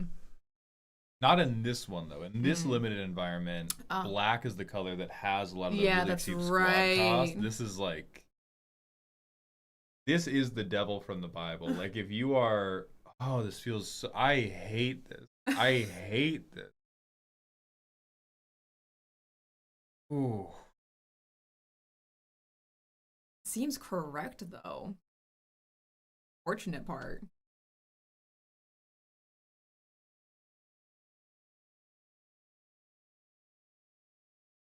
I'm debating because my only thing is like the shield cost. The shield cost is high. The thing that I take issue with is typically if you have these like I'm going to burn the board down effects. Like if you look at like a Cursed Marauder or something like that, like the edict for everybody, they will make you sack a creature every upkeep, or like they will make everybody sack a creature all the time. And so this just seems like if you stick it, you're never getting rid of it unless they play it on an empty board. It's not even poke yourself in the eye or piss yourself. It's poke yourself in the eye, or if you have already had both of your eyes poked out, then you piss yourself. What do you mean I'm getting lost on the voice activation? Yeah, I don't understand what that means.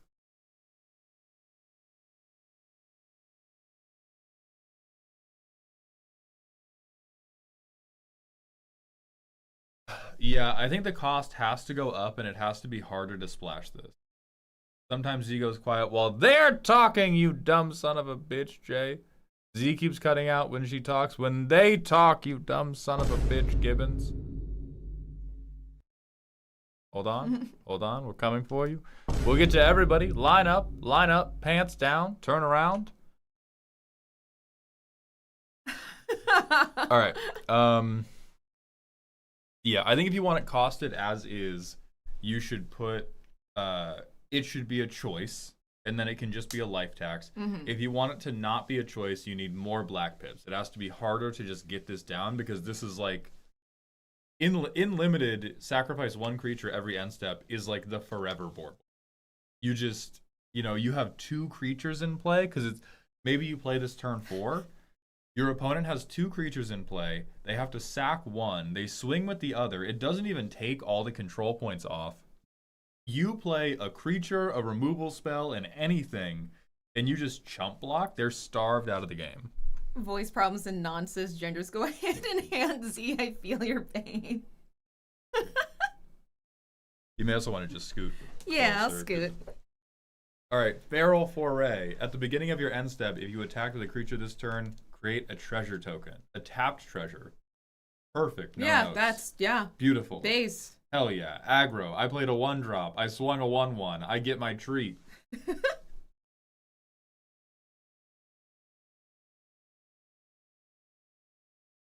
First Blood. 1 in a red. Creatures you control get +1/+0 and have haste. That seems appropriate. Yeah. I like that. Again, I swung my 1/1. 2/1. 2/1. What's up? Funky fresh. Roiling Roots. 1 in a green. On ETB, sack a land to get 2 basic lands, put them on tap, then shuffle. Okay, so we're power creeping Harrow because other people get to do it. Huh. I think that approximates fairness. I'm not convinced this is like, because the issue is you can't really make it, you can't make it weaker in a meaningful way. If you do, then it's just Harrow but way worse. That said, Harrow's a really good fucking card. Or I guess Roiling Regrowth. Yeah, I mean, right? I guess if you're giving people the opportunity to do it themselves, this. Correct. Yeah, ship that.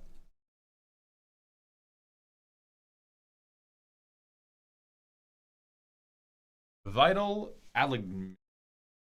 1 in a green for 3 HP. At the beginning of combat, put a +1/+1 counter on 1 or 2 target creatures you control. No one's choosing one. Well, if you only have one. Oh, if you only have one.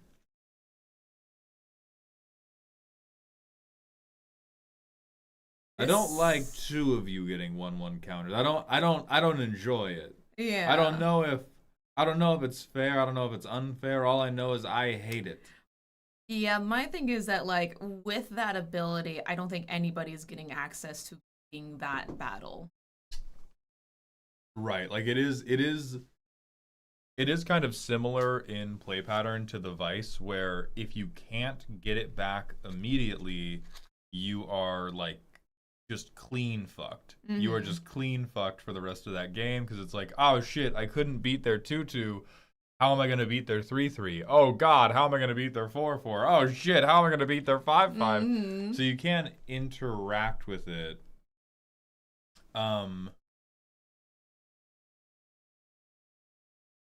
I think this might be better with sphere grid wording, where like when one or more creatures you control deal combat damage to a player, put a +1/+1 counter on up to 2 of those creatures. That way, if you want to get the growth, you have to swing for it, and you might have to leave the battle open rather than just going like, okay, I played a 1-drop, I'm going to play this, and then just hope my 1-drop stays big enough or make you waste good removal on my shitty 1-drop who just lived 2 turns.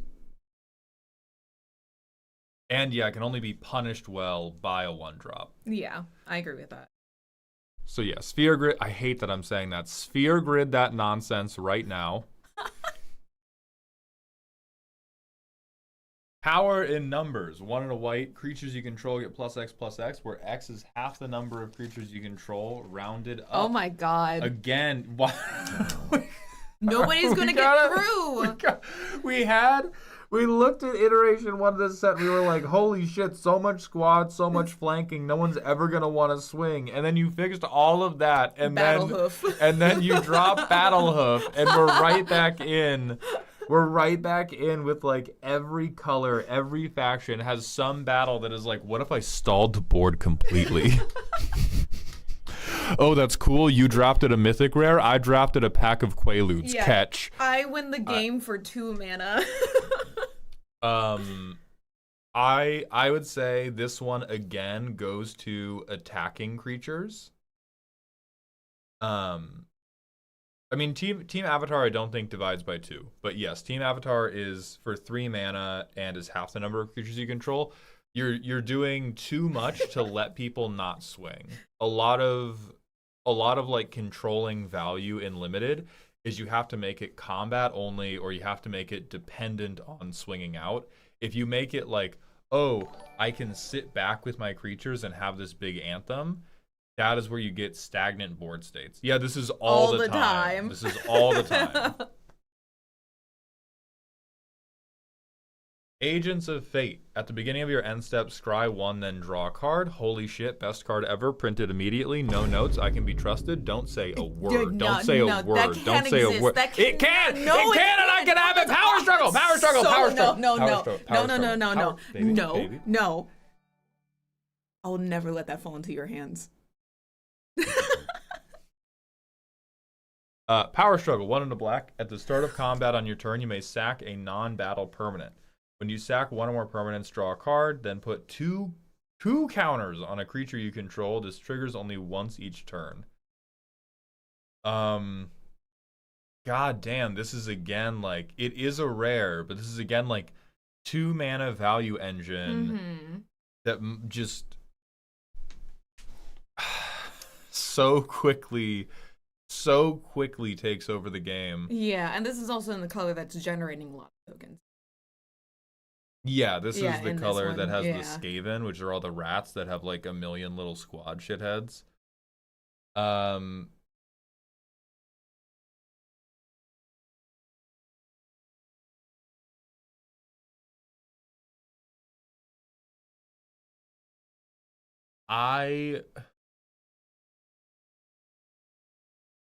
thank you, Statistic. I will. I hope you're having a good one.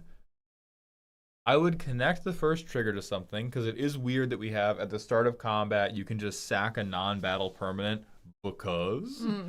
It should be like, sack a non-battle permanent to either get the card or get the 2+1/+1 counters, and then the static effect can be whatever you leave behind. But I don't think we should get static sack outlet, and then on any sack I do ever, draw a card, put 2 counters on. I think it should be at start of combat, I can sack something to get either a card or 2 counters. Yeah. That was there to let you sack if you have no other sack stuff, like if you're in Bant or something. If you're in Bant or something, you don't get sack stuff. That's just how wedges and shards be working. Yeah, so I think split those 2 up. Yeah. Head on Collision. 2 and a red for a 4 health. Creatures you control have you may exert it as it attacks. Whenever you exert a permanent, creatures you control get +1/+0 until end of turn. Ooh! I like this one. I like it. It is. I don't think it can be allowed, but I love it. I love it. I want to let you have it. I swing everything, I exert everything, I get +5, +0. Well, if I have 5 creatures. When was the last... Show me the tapes. When did you have a limited game with 5 creatures? I can find one. I can find one. Let me run to Photoshop really quick.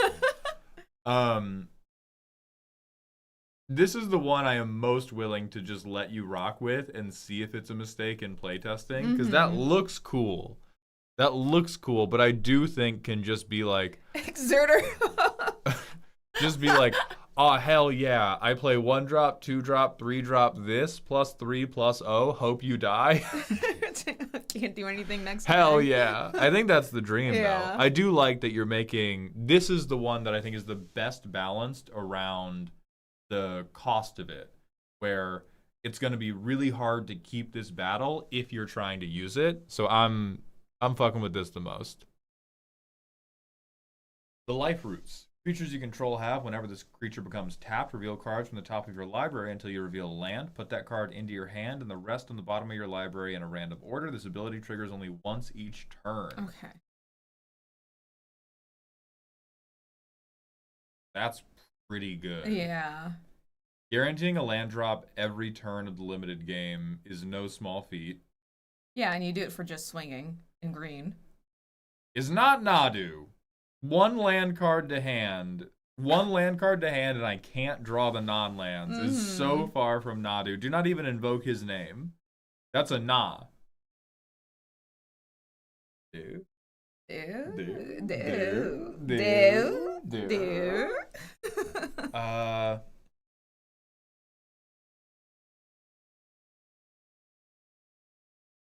Something's feeling sticky to me. Something's feeling concerned. I mean, I think it's that you're looking at a 3-mana win the game card. Yeah. I think it has to be like reveal X amount of cards. No, it does have the Nadu thing of each individual creature has this. Yeah. There it is. Okay, Here's me. yeah, I'm and flicking, then it's just like no, Alec, I'm flicking your forehead right now, Alec, man. Stop. Bat. No.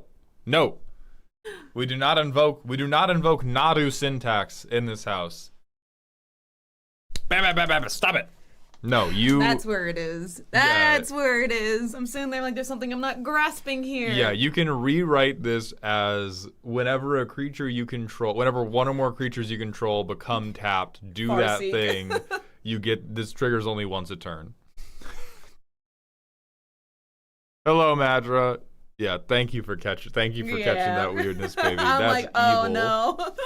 A Clash of Gods, a 4-mana, 6 HP control point. As it enters, choose Lumineth or Ossiarch. Lumineth, whenever a creature with mana value 1 or greater enters, make a 1/1. Ossiarch, whenever a creature you control leaves the battlefield, surveil 1. This one's not imbalanced, but does betray, I think, a deep understanding of what the average limited player is going to pick. The surveil 1 clause is effectively unusable compared to I get an extra body. So many limited games are just like, who has more bodies? Like limited games are land wars in the 1500s, and we all want to be Russia every time. So this one I would just consider something totally different for Ossiarch. Right? Because like are you ever not taking the token? No. Yeah. That's it. Especially if you have to declare. The only like saving grace of Ossiarch is that Alec did design these colors to be bouncing things and flickering things. So in this set in particular, it might work out, but I still think it's creating a body. Yeah. The Ossiarch works out for the commander player, but in limited, this just says Lumineth. Channel point redeems, you aren't able to redeem them unless the queue is open.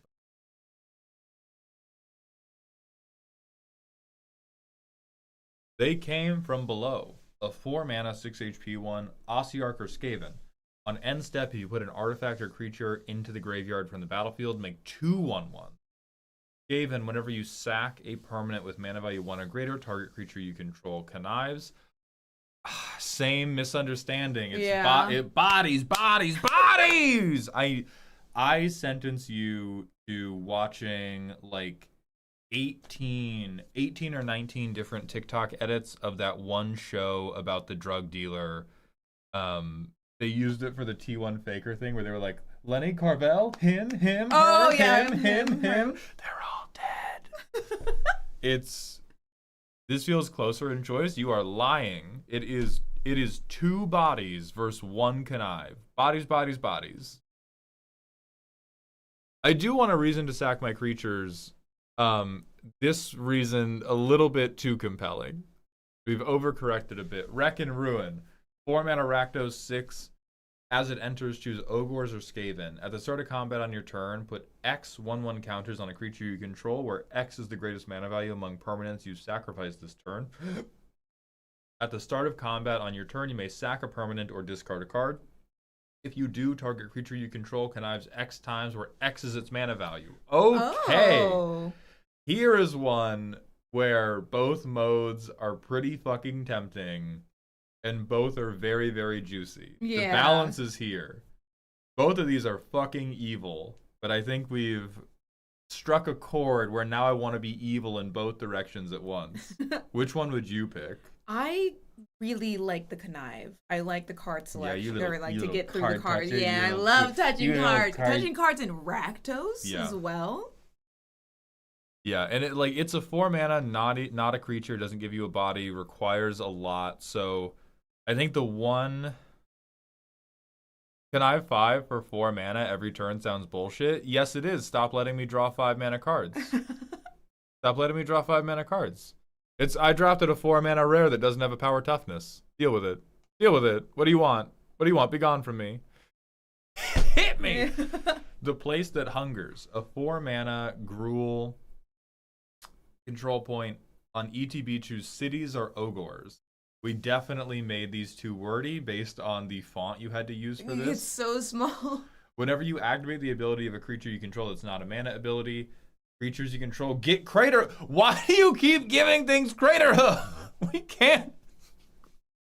What is happening? This is the 18th time you have designed Crater Hoof for show and tell. You have to stop. This ability triggers only once each turn. Ogres, whenever you activate the ability of a creature you control that isn't a mana ability, return a land card from your graveyard to the battlefield tapped. Are you serious? Are you serious? We have Behind Door A. Crater Hoof every turn. I'll be totally Behind Door B. Alex. Crucible of Worlds tapped. No. I'll be totally honest, I was running out of ideas. Okay. I think Ogres could be okay. I don't think they all have to be 4 mana. If Ogres is Zorgius Hoof, Demir Hoof, Rakdos Hoof, Gruul Hoof, Cells Hoof. if you want Ogres to be the like controlling power level for this, I would say you can take it down to 3 mana, and then cities has to be a lot worse. I think it would be give maybe like 1 creature you control that. Then you're just ripping off Xenagos, and nobody even likes that guy. All right, next, Across the Plains. Cities or Lumineth.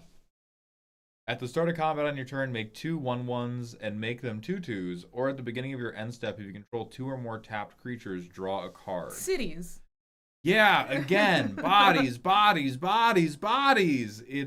It's really, really difficult to make choice-based value engines where one of the choices is I get another blocker. Yeah, and it's also 4 mana to need to swing to draw a card is crazy work. Like if you watch Veggie or Nerd Girl or really good drafters play, most of the way they are grinding out the like more difficult games is not with actual, it's not like crazy play patterns, but it's because they've built decks that can like just keep putting up blockers to survive one more turn. I just have to make it one more turn to try to draw the good card that I drafted instead of the commons that I had to pick in pack 3. And so a card that says every turn I get 4 power and toughness worth of blocking across 2 bodies. This is one where I would be like, pack 1, pick 1. I'd be like, okay, 7-0. I win at every game I draw this in, I win. Because even if the two 2/2s don't kill you, you can like never kill me. Can never ever. So I do think we have to, for the ones that are making 2 bodies, I would near across the board cut them to 1 body. Because you do have some like interesting payoffs we can go for that aren't bodies. It's just that bodies are always so much better that it's really hard to balance it, especially in limited. Like a lot of your, and you could view this as a positive actually. You could kind of view it as like, okay, all the things that make bodies, these are what I expect this to do in limited. All the things that do other stuff, this is what I expect it to do in Commander. If you want them to be like, oh, I want this to be a 50-50 in both limited and Commander, I think that's unrealistic to begin with. Like I can't think of a lot of limited cards where you want to use them in the exact same way across multiple formats. So maybe you could lean into that and you just accept like, anything that makes bodies, this is the limited card, and I need to balance it for limited with that in mind. And the thing that doesn't make creatures is the commander ability. Doctor on TikTok, there is a further process for getting your cards reviewed. Oh yeah, Calamveer, for the card reviews, you have to purchase a card review via Twitch channel points or via Ko-Fi. Why are they red soldiers instead of white? Banned. Shit's racist. Why do the soldiers have to be white? Fuck. Crazy work. Got me fucked up. Crazy Got work. me fucked up. All right, we're back. Okay. Moving along. Thank you very much, Alec Man. Next, we have Abhorrent Ascendants with more cyberpunk stuff.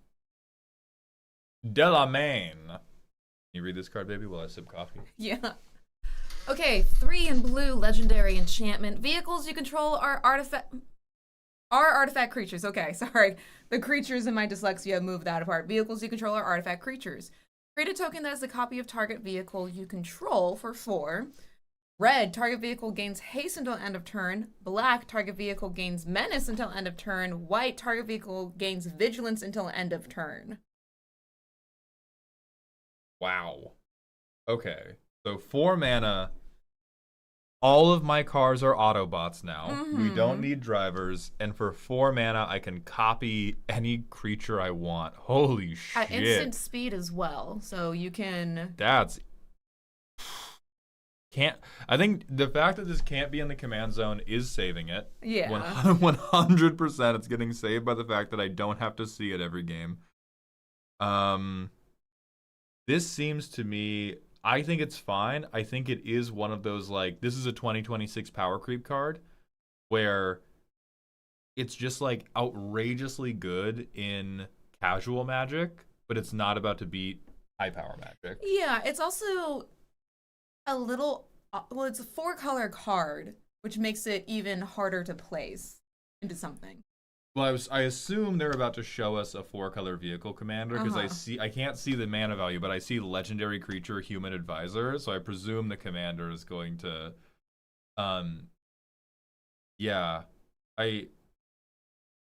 think the only displeasure I'm feeling is that we have designed one of those cards that's like, this is best in slot, you must play it if you are playing a vehicle deck, and no other deck has any reason to even consider it. I think those cards... Yeah, I think the only thing that I would do to kind of quote-unquote edit it down would be remove the create a token copy. Because that's crazy work to have just as an enchantment, as something static on your board. Because already paying 4 mana to make all your vehicles artifact creatures that can have at it, and then doing more from that is Yeah, to perma-crew everything. yeah. I would agree with that. All right, let's see. Oh, this is Esper. President Rosalind Myers. 6 mana, 4/4. Other non-token. Hold on. Pedgman says, one of the things about vehicles is that they usually dodge board wipes by not being creatures. This turns them on all the time so they can catch rats now. That's kind of like saying it's bad to be tall because I bump into doorways more. Yes, you do. And also, everybody treats you better, you get paid more, and you get given promotions more often. I don't know. Do you want the trade deal? Yeah. Oh no, sometimes some of my shirts are too short. Oh no, some of my shirts became crop tops. President Rosalind Myers. 6 mana, Esper 4/4. Other non-token creatures you control have mobilize 1. That's cute. Sacrifice X creatures. Return a non-land permanent with mana value X to its owner's hand. That's evil. As long as you control 5 or more creatures, Rosalind Myers is hexproof. Okay. Why do we have mobilize in Esper? You got... We deserve it. Shut the fuck up. Shut up. Shut the fuck No, up. We you deserve don't. it. No, Esper has enough. I deserve a little bit of combat damage. I love Esper as well. You hate it when I play Esper. Then let me play this command. No. Then let me play... Ascendants, I think, cool idea with give my non-token creatures mobilize, give them a payoff. I think the problem here is we have made a payoff that doesn't win the game, but stalls it out forever. Yeah. We also need to stop saying is hexproof as hexproof. It is hexproof. This is... We nitpicking the grammar on the Hullbreaker Horror S right now? What the fuck is going on? I don't care if you say hasn't of hexproof. I had a unique ability with deploy, but people disliked it. Those people are wrong. I mean, maybe that ability is evil too, but it's like really, it's not about the ability itself. It's about the fact that a 6 mana commander should be attempting to create enough advantage to move you towards winning the game. Yeah. We don't want to play 6 mana. Now I slow down my own board because we're probably going to be sacrificing the mobilized tokens. I slow down my board to slow down your board, and now nobody does anything. And my commander is hexproof. Stop trying to remove her. So I think if you want to do sacrifice X creatures, make something proactive. Yeah.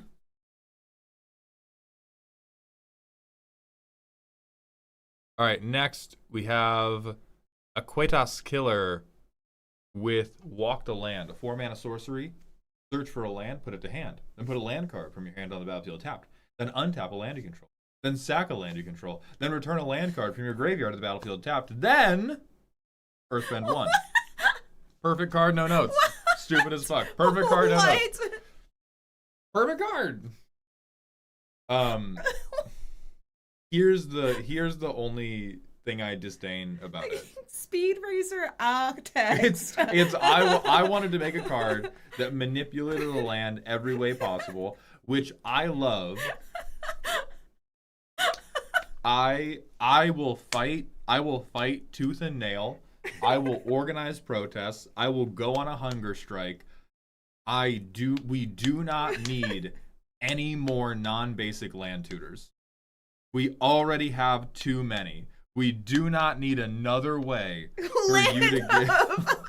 We do not need another way for you to get another fucking whatever land you want out of your goddamn deck.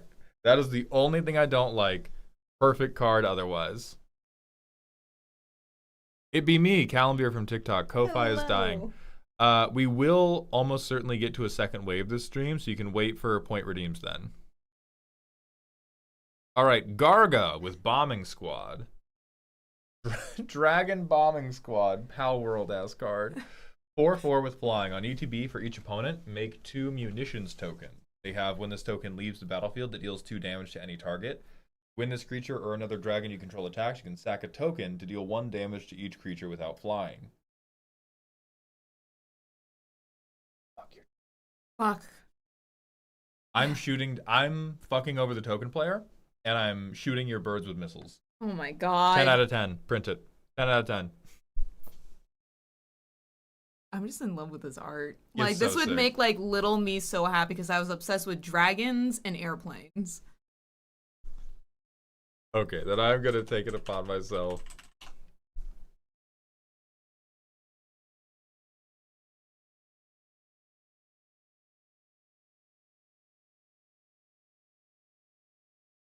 Dragon Bombing Squadron into the Hall of Fame. Merrick hit the point. It's only 100 points to get the point redeem cards.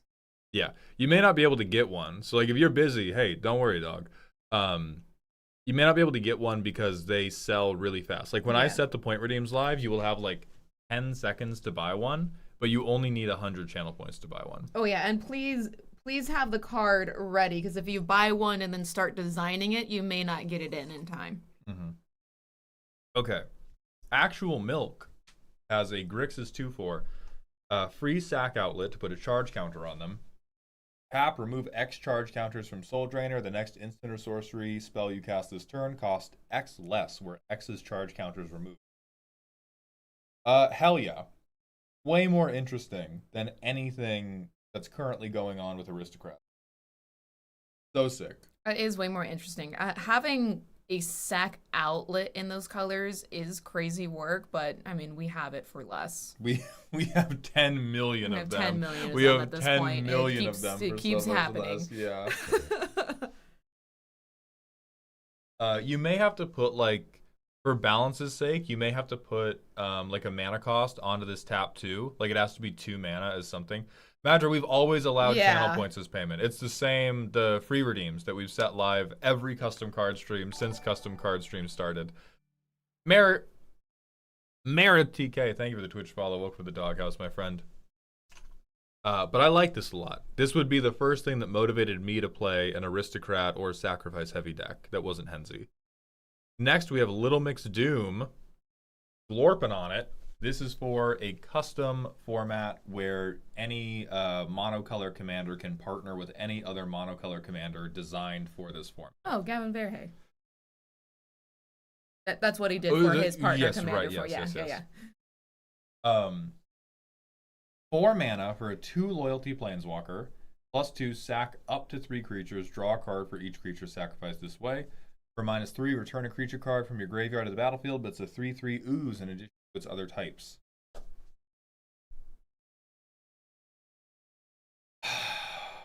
I like it. Yeah. God damn it. It's fine. It's fine. Is that what you wanted to hear, you little fucking rat? It's fucking fine. It's perfect. You broke Mauled and his principles. It's totally reasonable.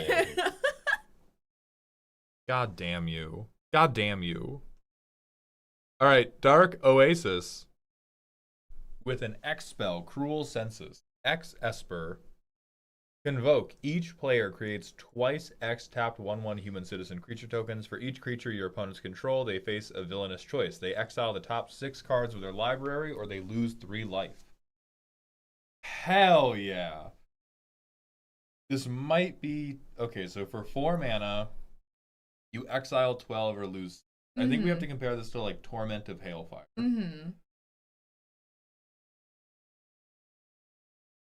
I really like this. There's going to be a very select group of Commander players that actually play this card, and the large majority are going to be like, oh, I don't want to give my people stuff. How is Group Hug in Esper colors? It's not about Group Hug. I think the problem is the Convoke.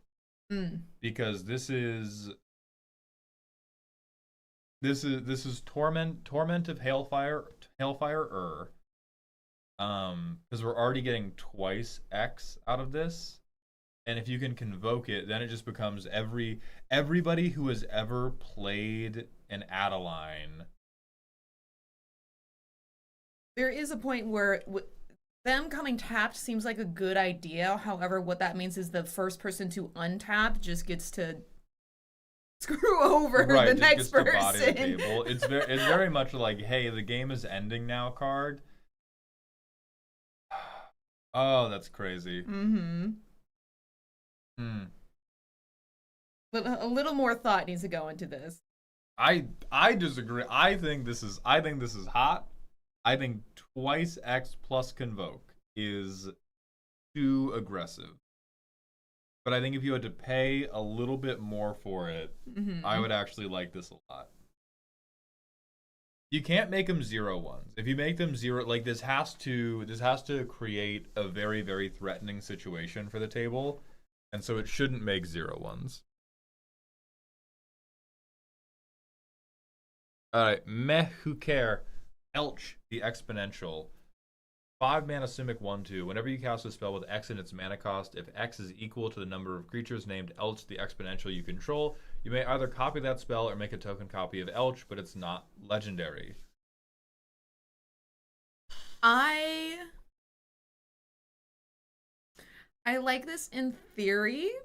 I feel like what's going to happen is people will play this card and then not make actual, like, reasonable game actions just to try and play around with this little guy. Also, Jay Arlington, thank you so much for the raid. I hope you're having a good day, my friend. We are looking at custom Magic cards right now, and I'm afraid we are going to have to take this one out back and show it the pretty flowers. So here is my issue. It's not overpowered.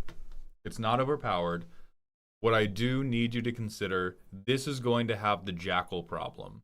We looked at a Jackal deck recently on stream. This is another Simic commander who does the same type of thing, but starts way, way cheaper. Motivating the X-Spell players, motivating the Hydra's players to ladder up rather than just dumping mana into it sounds cool.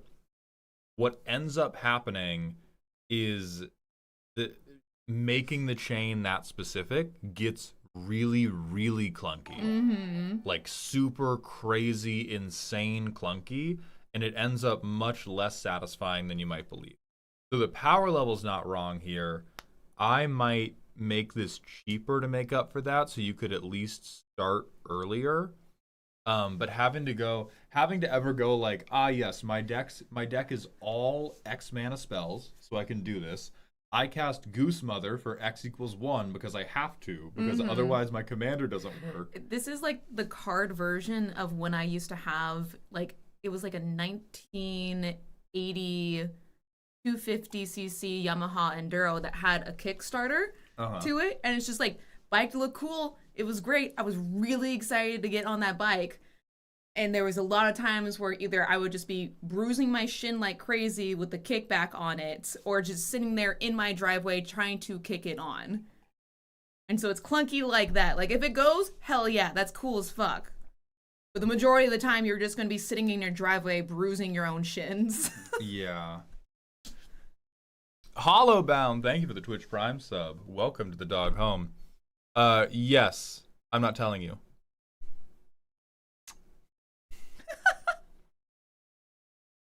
Inaros, Fear Eater.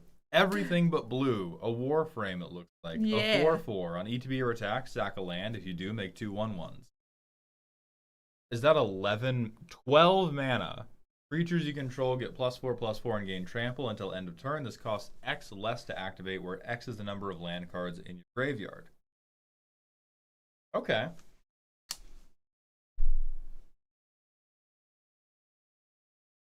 course you like it. I like it a lot. You play fucking Grist. Yeah. You have 30. I love Grist 20. so much. You have 20 lands in your graveyard at all times. Yeah. You could print this. Super pip heavy. Both casting the guy and activating the ability is crazy pip heavy. If somebody Bojuka bogs you, it's pretty out of reach. Reasonable, cool. I think people would like it.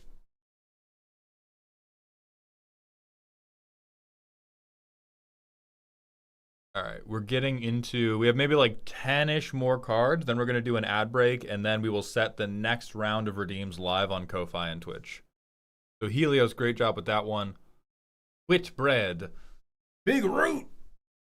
A Selesnya Enchantment Aura. Enchant creature. Enchanted creature have life link, and whenever you would gain life, gain that much life +1. You can spend 1 mana to regenerate it, because I guess we're fucking doing that now. Oh my god, it's 4 color because it flips into bright powder.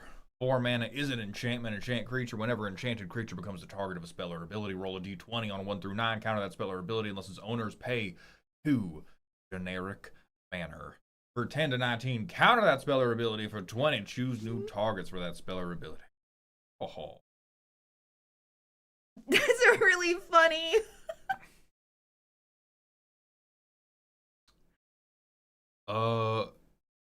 Bright powder. Oh, it doesn't flip. It's 2 cards. Then why did you put the fucking... I was about to say, I'm like, hold on, I don't think...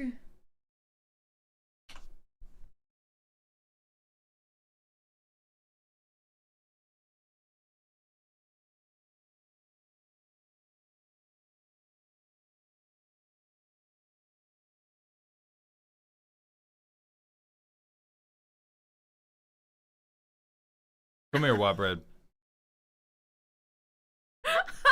Banned. We're moving on to Wolf Slays.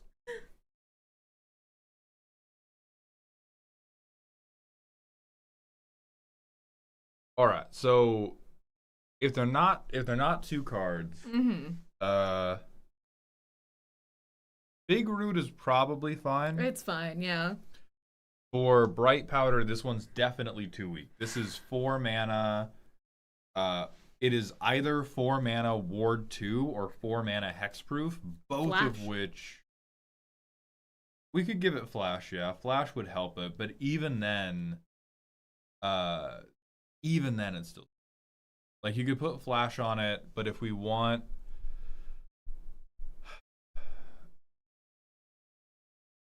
I almost disagree with the ranges. Like I would like for there to be like a maybe 16 to 20, because even if you can flash it in, you don't get to trigger the ability in response. Right. Yeah, it would just. Or if you wanted to flash it in, you would have to get really wordy and be like, flash when this enchants a creature, that creature becomes hexproof until end of turn. And then it is both a flash protection spell and then an ongoing protection spell. It's also Shroud, instead of Hexproof. Oh, that's right. You can't target your own creature. Yeah. So I think Which final is really notes, funny. yeah, final notes. This one is just too weak. I think with Wordy Flash it's better, but it still blocks you. It blocks you from doing beneficial things to your own creature, which is tough. Yeah, so keeping in mind as a mythic card, then it's too weak. I don't think White Red pays attention to rarity. I think they're all mythics. Okay. Just to... Yeah, you could bump the mana cost down, and that would make it hurt less. Tell me about Frank. Frank, leader of the Legion, 2 black, legendary creature, human horror, haste, wither, and vigilance. Other creatures you control have wither. When Frank, leader of the Legion, attacks, each creature you control gets +1/+0 until end of turn for each -1/-1 counter on creatures defending player controls.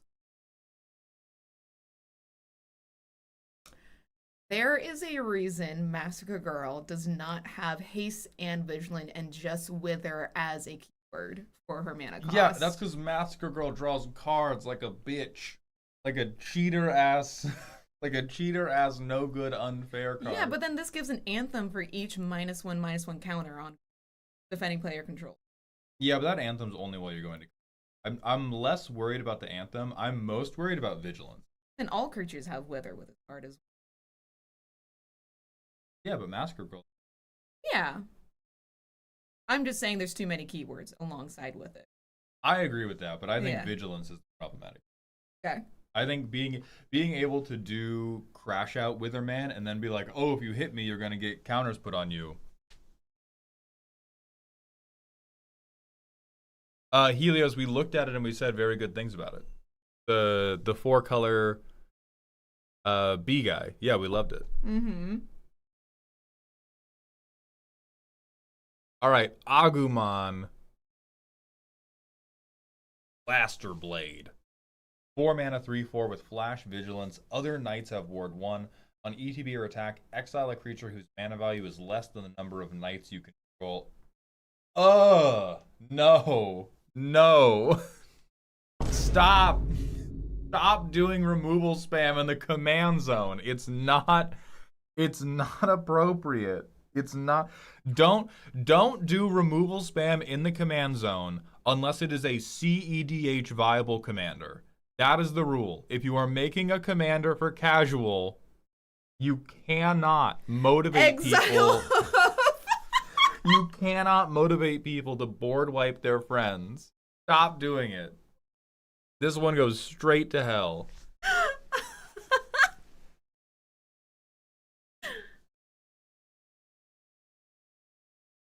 And knights just have too much support.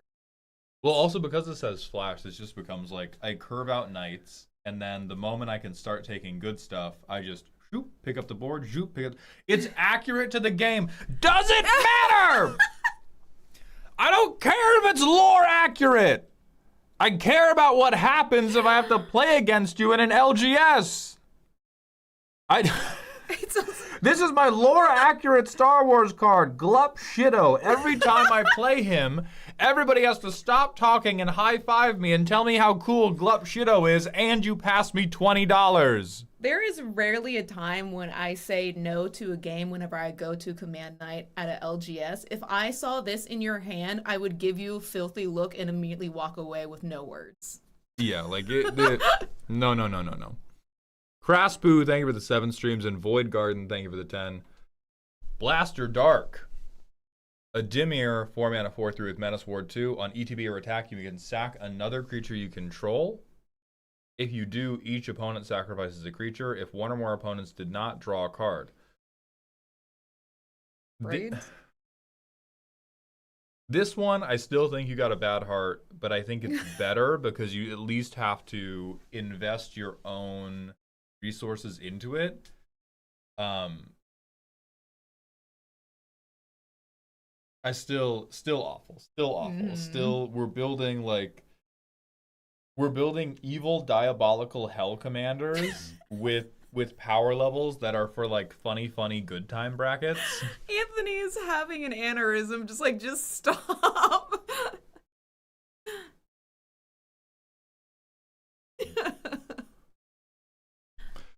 Yeah, even if it is lore accurate, I think we are doing way too much removal. Way too much removal for play patterns that are going to be interesting or fun and casual. All right, Ars Thurgia, or Professional Nuisance. Angela, Library Director. Double blue, double red. Partner with Roland, Angela's Servant. A 0/5. Whenever a non-token creature an opponent controls would be destroyed by damage during your turn, you may have target creature you control become a copy of that creature first. Do this only once each turn. Okay, that's freaky as hell, but it's like kind of theft. Partners with a Boros 4 mana 3/3 with haste. On attack, put your choice of a counter from Vigilance, First Strike, Trample, or +1/+1 on Roland or target creature that is a copy of another creature. I see what you're going for. Mm-hmm. This was from a subathon game, so I get the...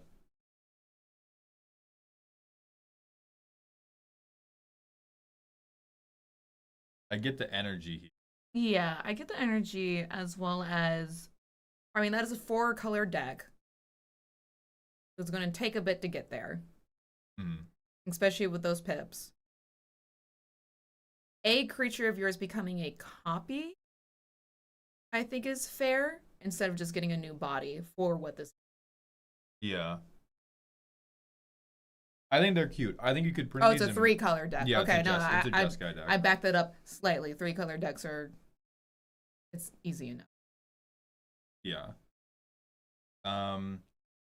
Assuming you could make this work within the rules, great. Who cares if you can track it? Who cares if you can track it? I think this is fine. I think this is totally fine and cool and chill. Roland beats you to death, and Angela lets me steal from you, kind of. All right. Next, we have Expedition 33 card from Pejman. So, if you don't want any Expedition 33 spoilers, look away for the next 1 minute. This is not a story spoiler, but it is a like mechanical spoiler for one of the fights.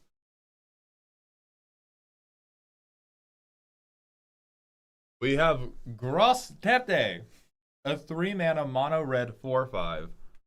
On cumulative upkeep, Gross Tete deals 1 damage to each opponent. Defender, hexproof, must block if able. Whenever Gross Tete has 7 or more counters, sacrifice it. That's flavorful, actually. The only thing I worry about is how much guaranteed damage is it. Because you do 1, then 2, then 3. So you go 1, 3, 6, 10, 15, 21, 28.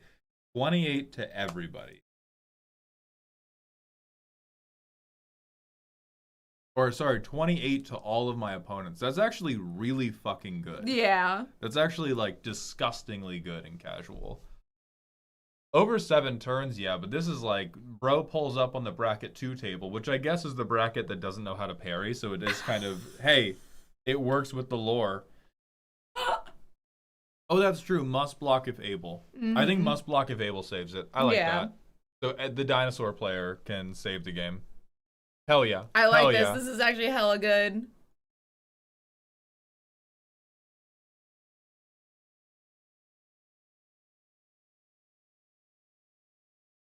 Did you check the spoiler one? I'm not sure which one is the spoiler one.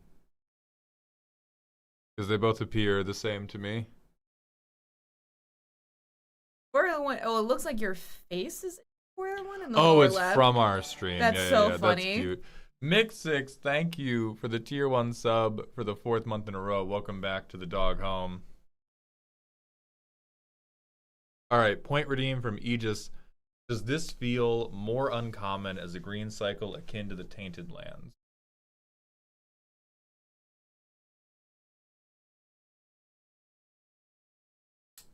It's definitely better than those, but I do think it's more in line. What do you think?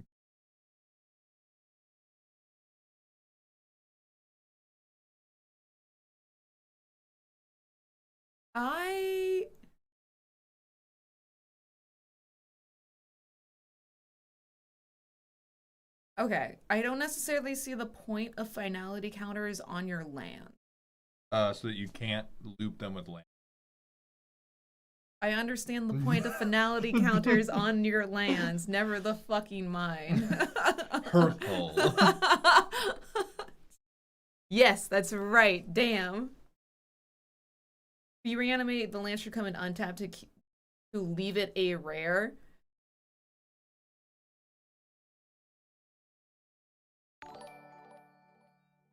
There's something sticky about this. I like it. I like it. Legit question here, Maul. Now that you've seen all the battles, should I stick with them, or do you think the play patterns control points caused just aren't worth it, or was this just a case of I was running out of ideas for good synergy payoffs and juiced them too damn hard to make them feel impactful? It is not a case of juicing them too hard. You can stick with them. If you do, you need to make them require more proactivity. All of the battle points that we had issues with were the ones where you could get a benefit for not doing anything. Or where, sorry, I won't say not doing anything because you had to do things, but it was all the ones where you could add power and toughness to your board for relatively small investments. That is the problem. It's not how strong overall they are. It's not the play pattern of a control point in general. All the control points where the whole thing forces you to be active, forces you to swing, only gives you a benefit during combat, that's fine. Stick with that.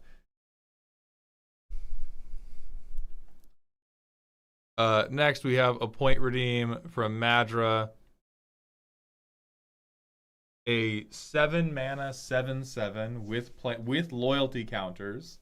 +1, draw a card, lose 1 life. -2, exile a creature. Trample, affinity for rogues. Whenever an opponent's creature dies, proliferate. Whenever you proliferate, make a 0/1 star spirit creature artifact token with flying. Yeah, fuck. No! Fuck me ever getting hit by blockers. Fuck me ever not getting combat damage through. Fuck my 7 mana guy costing more than 3 mana on a bad day. And give him some card draw too. Give him some removal too. It's just like we're so back. We're so back. Everyone's smoking mud. We're back. Just like oh my god. White out to a random third of the card, and then it's great. But 7 mana is sarcastic.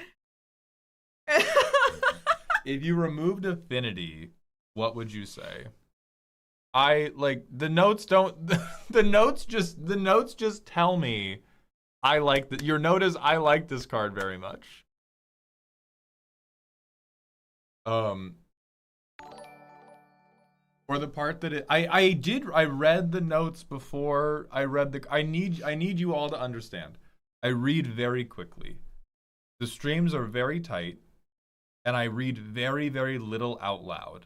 The only person whose notes I do not read in their entirety before the card comes up on the screen are Elikman's, because he posts PhD theses. And because, by my request, he has a lot of prior art references for like effects on the card. So I'm not referencing those unless I need them. But I've read the notes. I understand this is all legal, Madra. I do not doubt the legality of being able to do this. I doubt the reasonability of being able to do this. White out to a random third.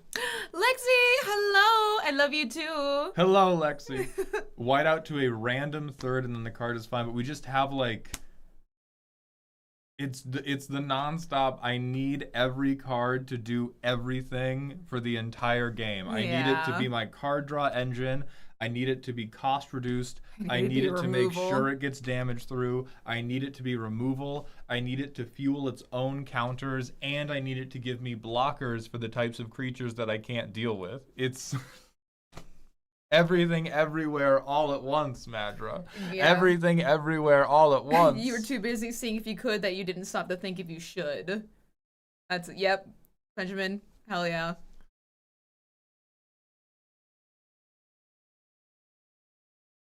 I don't even know. There's so much happening with this card. I don't even know what to take from it to balance it.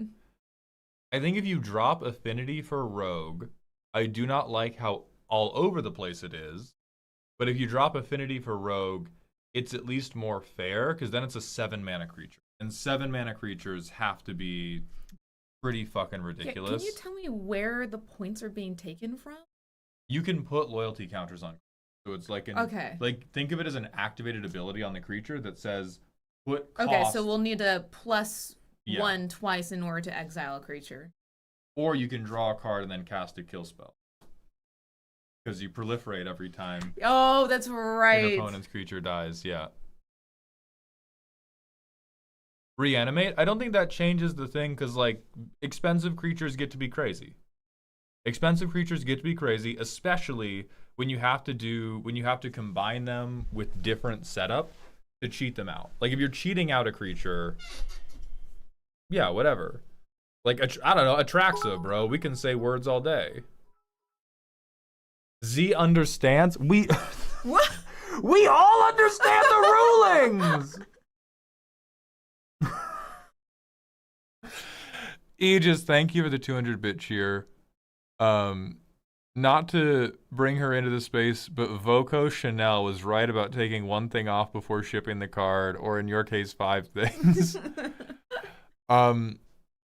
Yeah, like if we took off affinity, it's more reasonable, but I know in my heart that this is a part of a custom commander deck where there are 30 custom rogues who are also disgustingly good. Mm-hmm.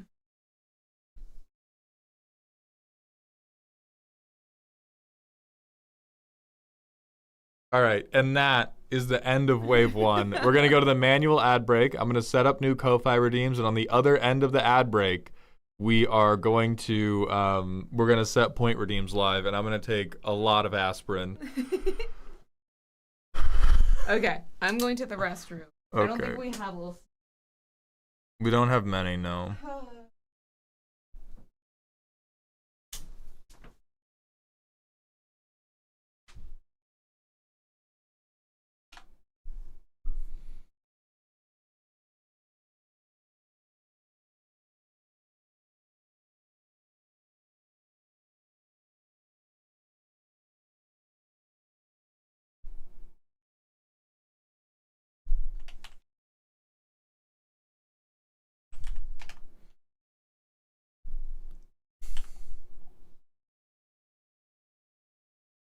All right, packs of 5 are now live on Ko-Fi. Packs of 1 will be going live on Ko-Fi in just a minute.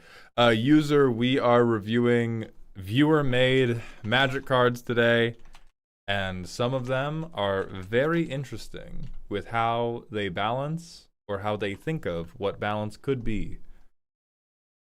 Okay, slots of 1. This is the deck of the OCs of all my friends. Well, at least you're lore accurate with OCs always being outrageously powerful. Oh yeah, your freebie. Where is it? I don't see it.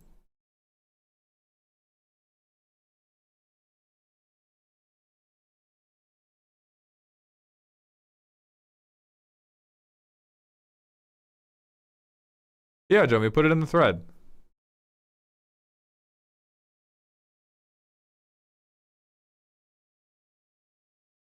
I wake up and try to see where we're getting up. Can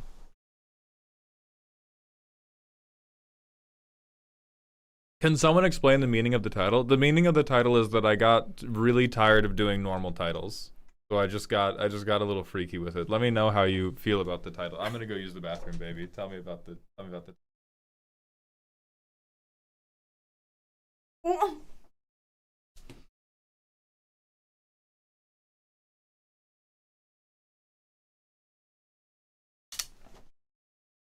Madra, I think you broke him. I think this is what this title tells me. I think you broke my boyfriend.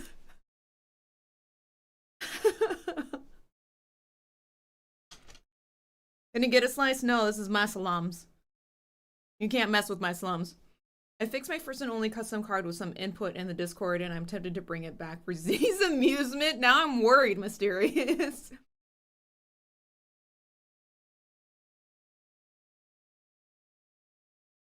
Baldhound, I have a very important question for you. When you go bald, will the account be renamed? No, because he's not going bald.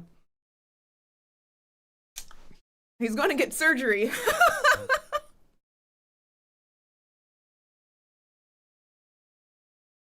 Well, the pack of 5s are gone. Yeah, everything sells very quickly. The free channel points go very, very quickly.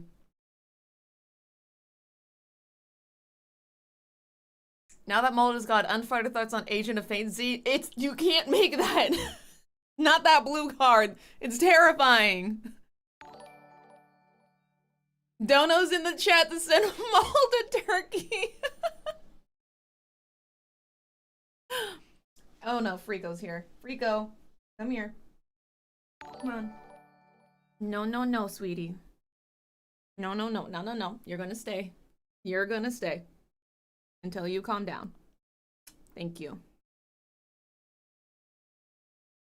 Can't do that. Time waits for no hairline. Don't be in denial about Baldhound, bro. I'm not. It's just we're doing things.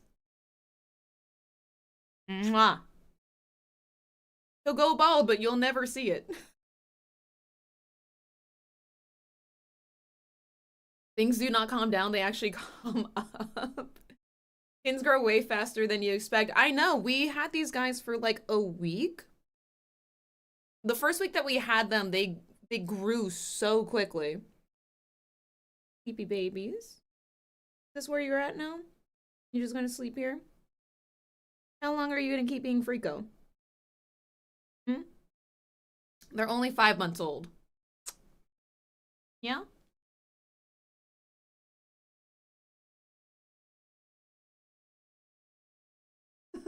You almost had it.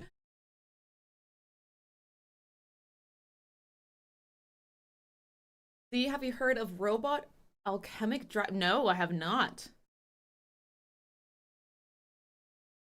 If he gets hairy plants, I'll make an account that's just Maldhound videos with a bald filter.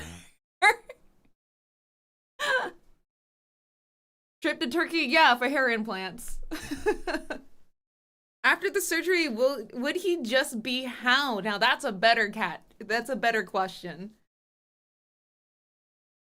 I truly have to fight these West Coast elites to get these redeems.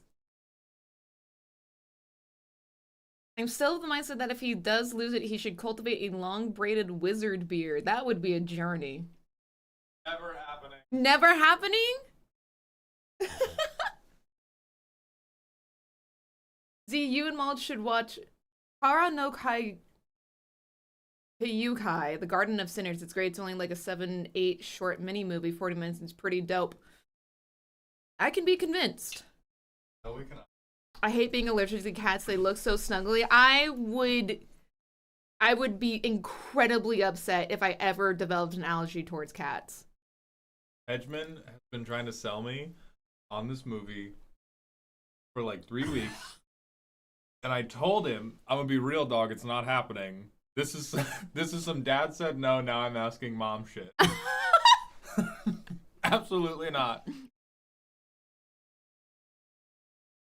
Have you or Maud watched Good Omens? No, but I want to. It's pretty good. I have.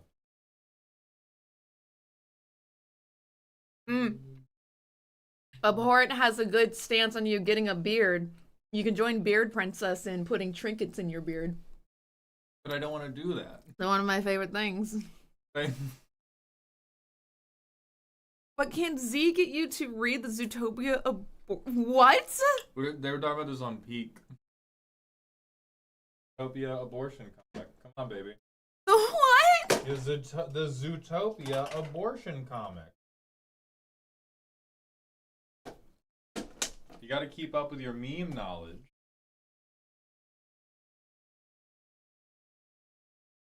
How much is the Ko-Fi custom card review? It says $15, but that's for doing it in an unrelated stream, question mark.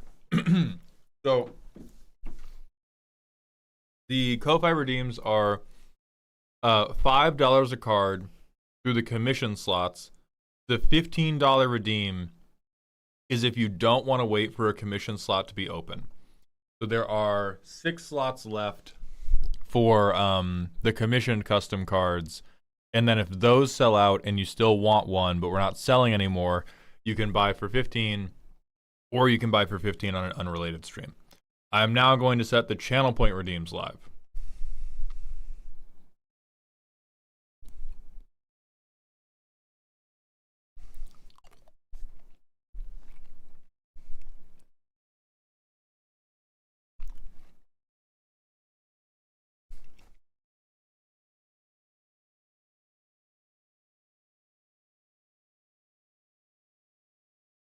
Those channel point redeems are now, I think, totally gone.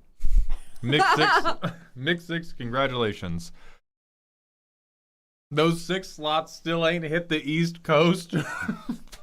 it takes a minute sometimes. I don't know. Yeah. Zootopia Universes Beyond would finally break me. Honestly, I think they would break me too. Have you or Maud played I Am Your Beast? It's a game about being gay and fighting corporate-based private militaries. Ooh. No, that sounds crazy. That sounds accurate to life. But it does it have a parry system like Expedition 33? I love the parry system. I need all of my video games. How similar is it to Expedition 33? That's really going to define if I'm willing to engage with it. Do not give Judy Hopps offspring. All right, but like, I'll be normal. You guys should play Mario RPG. I cannot speak my truth because I will be. It's like 80% similar to Expedition 33. Drop the 0 off. I cannot speak my truth, or I will be persecuted. I will be persecuted if I speak my truth.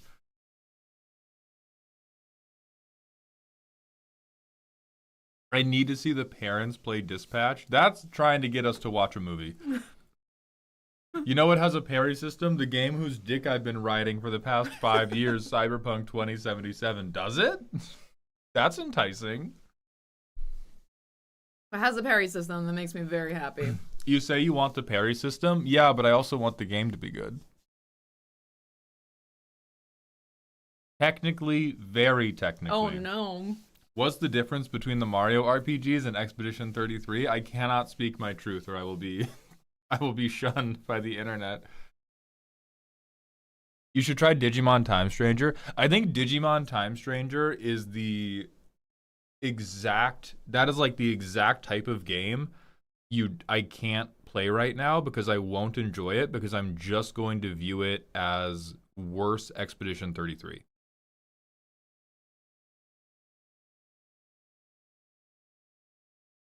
Yes, girly? Question, is there a problem with the card using AI art? Yes. Mm-hmm. Generative AI art is bullshit and will get you banned from the Discord, the stream, anything else I can ban you from. That's the problem. Speaking of AI bullshit, have you seen the new product Razer is making? No. They're making like a little like AI tiny like almost VTuber looking assistant for your desk to help you with like your games and things like that. And I'm like, you guys are genuinely so fucking stupid. They're like, oh, this little AI thing is here to help gamers. You are losing gamers because you're spending so much RAM to this AI crap that people can't play your fucking games. What are we talking about? Also, Sharks is asking, but Maldhound, what if it's for a bit? I don't know. Can I say the N-word for a bit? Can I come into your home, read your diary, and then create a slop based off of your diary? No, and then like denigrate you personally based on your innermost fears for a bit? If you're willing to suffer the consequences. True, that is true. You can 100% submit AI art in this channel as a bit as long as you are willing to never be in the channel or Discord ever again. Yeah, for sure. But that's true of like anything in life. Like if I'm like at that point there's no point even asking about, because the implied part of what if it's for blank is always, but then is it okay if blank? If you're always willing to accept the consequences for something, everything's okay. But what if I'm jumping in the shark tank for a bit? If you're okay with being eaten, yeah. Do you want to educate Commodores on the Expedition 33 AI thing? Doesn't Expedition 33 use generative AI? They had a placeholder AI texture on like 5 square inches of pixels, which is much different from using generative AI throughout the creative process. Mm-hmm. And it wasn't even like the image itself, it was the texture. Yeah. Well, that they forgot to patch because it was such a small unit. Yeah, and it was one of those. Let me show you. Here's the one-to-one example of how Expedition 33 used generative AI. Yeah, and it was also it was a random asset that they didn't realize was generative AI at first. Right. So imagine if I'm making a thumbnail and I scroll through and I'm like, oh, I need a price tag graphic, and I just go like, well, I'm gonna draw my own later. I just need something to stand in right now, and I put this in the thumbnail, and then found out, and then was like, oh, this was made by generative AI. That is what they did. And then they replaced it with theirs that they made via,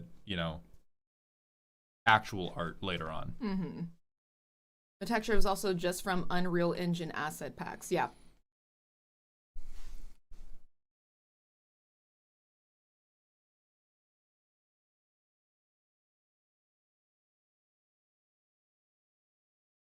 You can absolutely jump out of a plane without a parachute one time. Yeah, like that's the... So no, there is no use case for submitting a AI art card in this channel that does not lead to you getting permabanned from the process. Mm-hmm. I'll say it that way.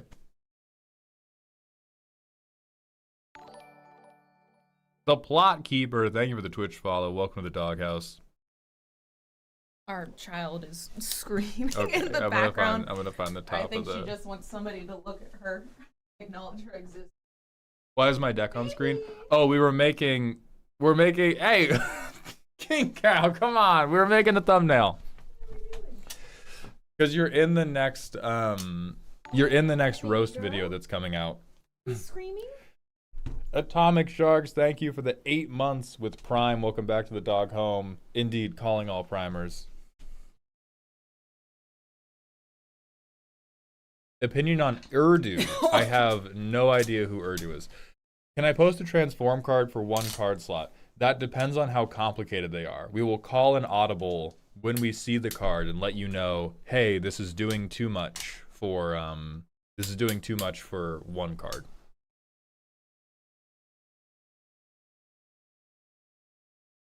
All right. Ready to go? Yeah. Also, she was screaming because she was announcing that she was taking a poop. So real. I do the same. It's, for some reason, our cat does that, and it's just like, I'm going. All right. We have Frank already. And then Joy, Legion Brute, a 6-mana legendary with haste and trample. When Joey attacks, defending player loses life equal to the number of creatures they control with -1/-1 counters. Not good enough on its own. Yeah. This is as parasitic as a tick. Because it is a 6-mana 5/3 that does nothing but can do maybe like 4 or 5 extra damage if my commander's in play. That's not legendary. I don't know. What do you... Yeah, I don't know. I just think Joey has to be better on his own. Yeah. Julie, Legion Slasher, a 4-mana 2/2 with haste. On attack, target defending creature gets -X/-X, where X is the number of -1/-1 counters on all creatures. Whoa. Again with these tick-ass cards. This is a better payoff. Mm-hmm. But we again have a 4-mana legendary that by itself is just a 2/2. Like we gotta have a way for them to matter like at all on an empty board. Mm-hmm.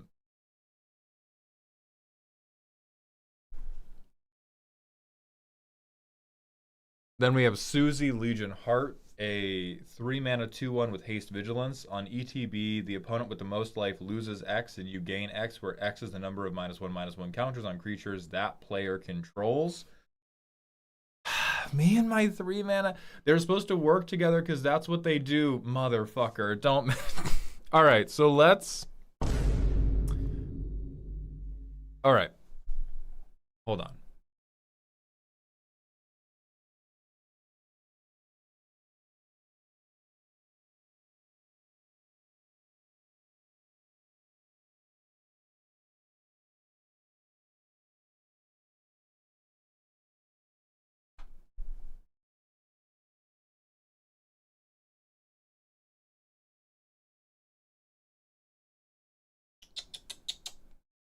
Let's look at these 3 cards for comparison, which are uncommons, not supposed to be particularly full. Alec Man, absolutely not, but thank you for asking. Hold on to your money and have a great day. So we have a 2-mana uncommon who's not supposed to be crazy. You can discard a card to draw a card, and you can sack him to get a card back to your hand. You know what this works incredibly well with? Any commander who says, when you discard a card, something good happens. Mm-hmm. Professor Zay works tremendously with Riel. I won't say tremendously, because it's only going to net you up a card. But Riel synergizes with Ray. They can work, or with Professor Zay. They can work together. That doesn't mean that Professor Zay has to do nothing if we've not already done the setup with the commander. Like cards should work together. They should make each other better. But you've taken that and gone, these guys are going to be woefully unplayable unless the commander's already happened. Like that spectrum just needs to change. Like they either need a way to turn themselves on a little bit, or they need a less narrow type of payoff. Macy, yes, you did. Versus things that work together, like Combustion Man works really well with things that buff power and toughness. But he still functions if you just play Combustion Man. And he's still, importantly, he is worth playing as just Combustion Man. Professor Zay might be worth playing as just discarding a card to draw a card. Riel might be worth playing with any number of cards, whereas these cards are pretty much only worth playing once the commander is out or once you have some very serious -1/-1 counter synergy already going on. Mm-hmm. All right, next, Danny Johnson, the Ghostface. Holy word. You did not have room for flavor text. Wow. Respectfully. Respectfully. 4 mana 3/3. At the beginning of combat on your turn, put a marked counter on a creature an opponent controls. Then, if it has 3 or more marked counters, deals 4 damage to that creature and draw a card. Whenever Danny Johnson becomes the target of a spell or ability an opponent controls, it loses all abilities until end of turn, and you draw a card.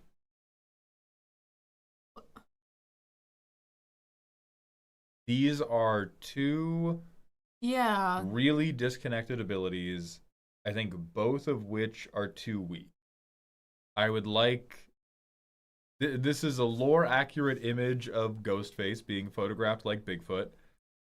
Yeah, I'm confused as to what he's trying to do.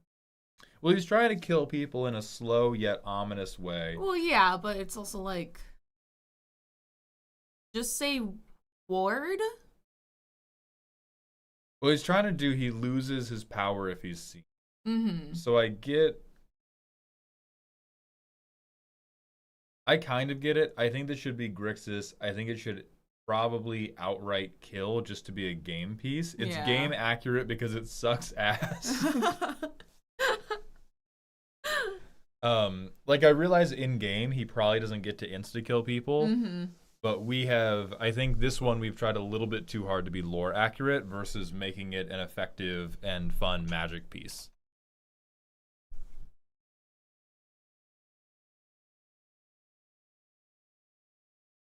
All right, next, Saber of Red. Elsie, King of Quinn. What do I fucking say about font size? You guys, when you have to pull out the fucking monocle, when you have to get the goddamn reading glasses to check out what's on the card, you have gone too far. We are like 3 sentences past savable. All right, 3/5 ETB Monarch pre-combat. If you're the Monarch, choose one. Deal damage to a creature or planeswalker equal to creatures you control. Draw a card for every creature you control. Make 2 1/1s.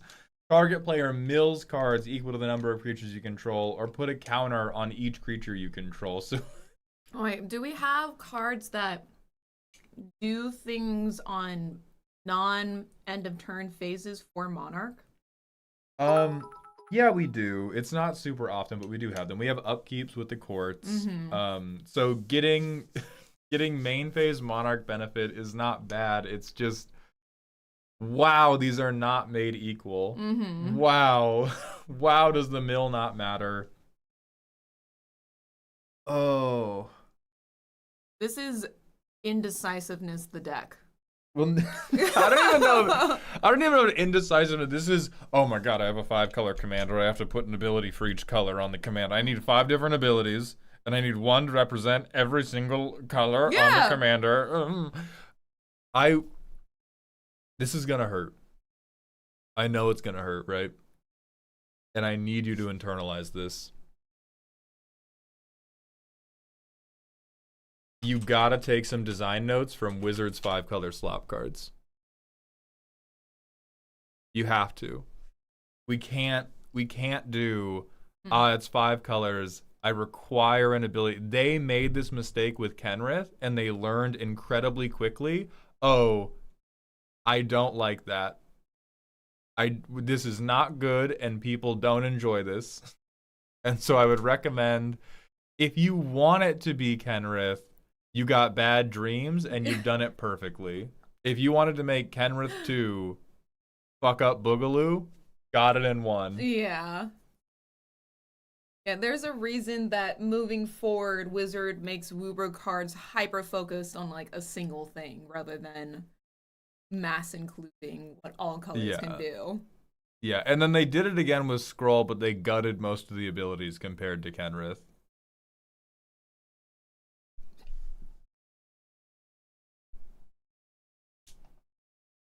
All right, next, Sage Cur. Random 5 cards. Awakening the Visionary. Everything but white. Sorcery. I assume pick one. Disaster, draw enchantments. Serenity, everybody draws 2. Torment, damage everybody equal to number of cards in hand. Despair, everybody under 10 life loses the game. So, on the topic of making a multicolor card where you then go, I need an ability for each color. Huh. Nonsense, Sage. Hello. Choose one. Okay. It's choose one. Yeah.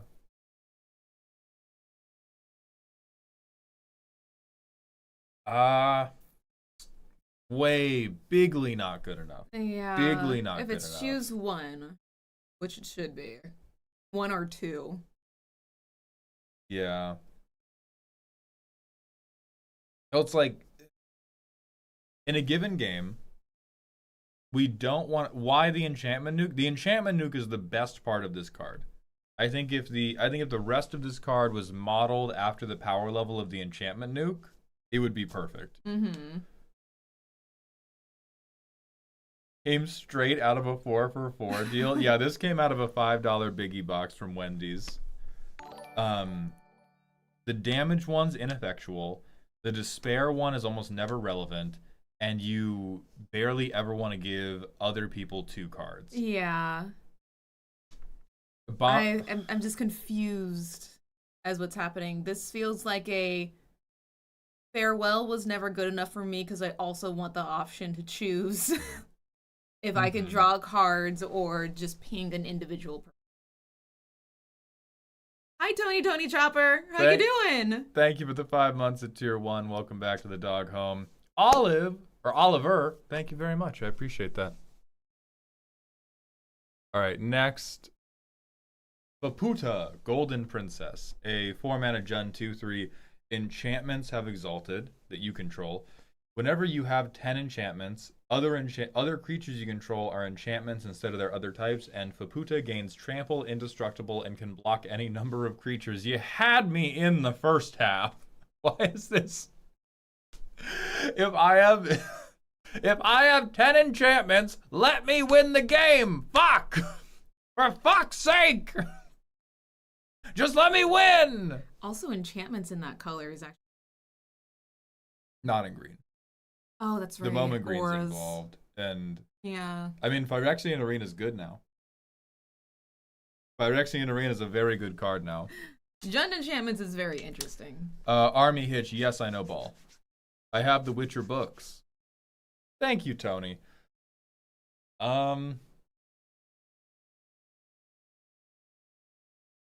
This one, it's kind of a cute idea to be like, Jund enchantments matter. I dislike how it goes from 0 to 100. How it goes from like, okay, I have a 4/5, no keywords. I have a 5/6, no keywords. Woo! And then like, okay, I have a 12/13 indestructible trampler who can block your entire board. Re-Ink Designs, thank you for gifting 5 tier 1 subs. Welcome back to Dog Heaven, my friend. Next, Monica, Lil Homeroom. A 4-mana Dimir, 3 loyalty planeswalker. For +2, you can manifest Dread. For -1, you can flip up a face-down permanent you don't control. If it's an instant or sorcery, you can free cast it. Otherwise, make a token copy of it, but it's an artifact with add blue. For -1, look at the top 2 cards of target opponent's library. Place 1 on the battlefield face down and the other in the graveyard. That's a little neat. I actually really like this. Correct me if I'm wrong, there's a lot more Manifest Dread in green. Yes. It's actually like, yeah, green has it, white has a little bit. Blue does have it. Like, they have the Oculus. But black was actually, I think, the only color that wasn't manifesting Dread super often. But they kind of gave it to a lot of colors. Yeah. I like this a lot. Yeah. I'm rocking with this one. I'm rocking with this one big style. Monica, big homeroom. Big hugeness homeroom. You do have a font size problem, for sure. This one time, I'll forgive it. Renata Glass, Pen Baroness. Did not need to be a 4-color card, you rat. 4 mana, 2/4. On each opponent's upkeep, they face a villainous choice. They get a chem counter or draw 1. Or, sorry, chem counter, draw 1, or discard 2.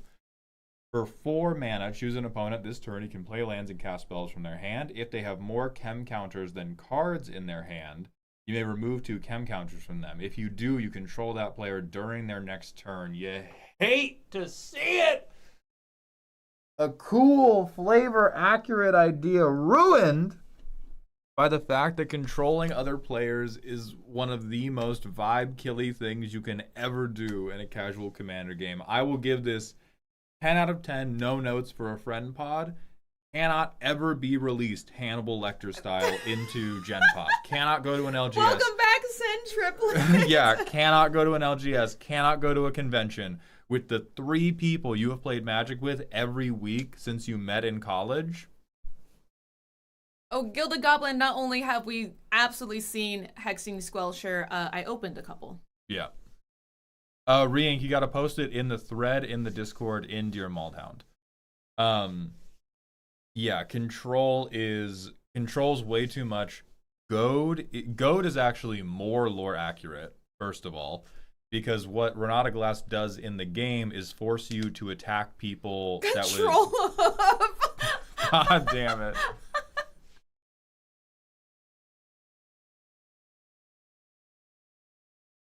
Yeah, it's just too annoying. Change it from controlling them to they must attack someone else if.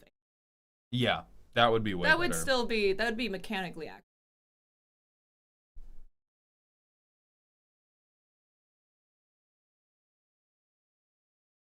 Next, Toa Tower.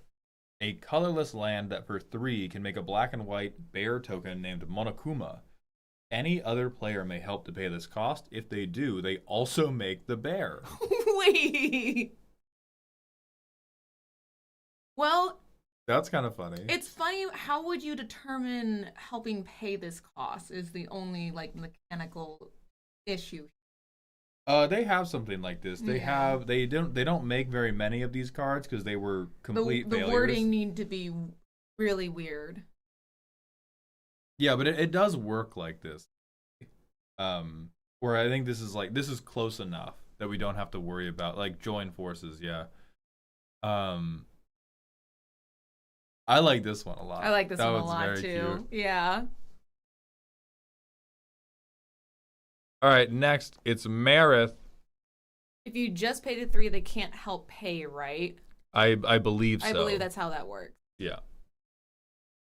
Screeb God, a 5 mana 5/5. At the beginning of your upkeep, if Screeb God isn't a copy, each opponent loses X, and you may scry up to X, where X is the number of zombies you control.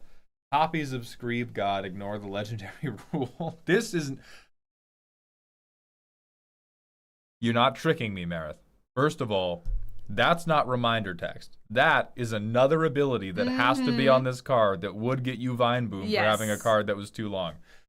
For 3 mana, make 2 1/1 Screeb tokens with Death Touch, and when this creature dies in combat, it deals 1 damage to target defending creature or player. When Screeb God is put into a graveyard from the battlefield, return it to its owner's hand at the beginning of the next end step. So we have Scarab God, but what if his ability was worse? And what if you could just copy him like? What if I couldn't rob you? This is so bad. This is so funny and so awful. I'll let you have the world's longest card because it's so normally powered. Because he's not even a zombie. So making 1 million copies of him, they lose no life. Oh, that's right. Now you do have like make a bunch of zombies with a bunch of mana. That's pretty. Yeah, but then you just have to dump mana into making copies. Yeah, so you might as well not. That's actually hilarious. Yeah, that's funny. All right, next cards from Little McSdoom. No common theme. A Team Year 3/3. Whenever you cast a permanent spell, copy it. You may choose new targets for the copy. No. Moving on. Absolutely not. Correct. Otherworldly Poison. A Jund 3/4 with landfall. Whenever a land enters under your control, you get a rad counter. For Jund, tap, remove 3 rad counters from yourself. Return target creature card from your graveyard to the battlefield. It's a mutant. That's a little hot. I actually like this. That's a little hot. I like it. That's a little hot. There was a downside? No, there fucking wasn't. There was an imagined downside that does not matter in modern Magic the Gathering that you all tried to lie about. This one's hot, though. I really, really like this one a lot. More support for rad counters. I want to see that. You might have to bring it back with a finality counter. Please read the other half of the Team Year card. I saw it before I read it out loud, and by the time my mouth had finished the first sentence, my eyes and brain had perceived the second half, and I was like, yeah, that doesn't matter. Absolutely not. The ruling stands. Toby Fox, Annoying Dog, blue-white 2/2. Spells cost 1 more to cast. Each creature is legendary. Creatures can't attack unless their controller pays 1 for each creature that is attacking. Hell yeah, perfect card. Disgusting. Hell yeah, perfect card. I hate it.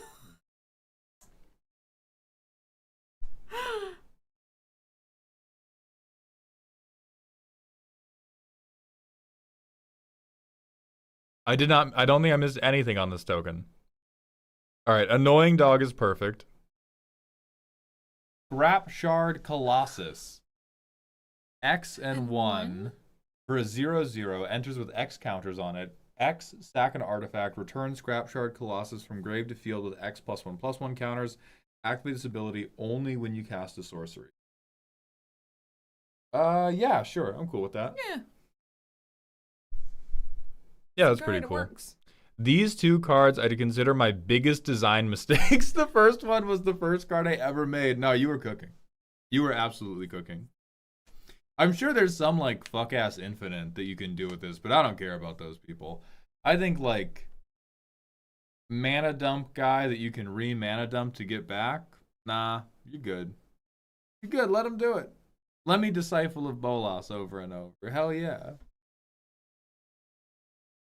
Ain't no way you sent me this card with the Team Year card and told me this one's the design mistake.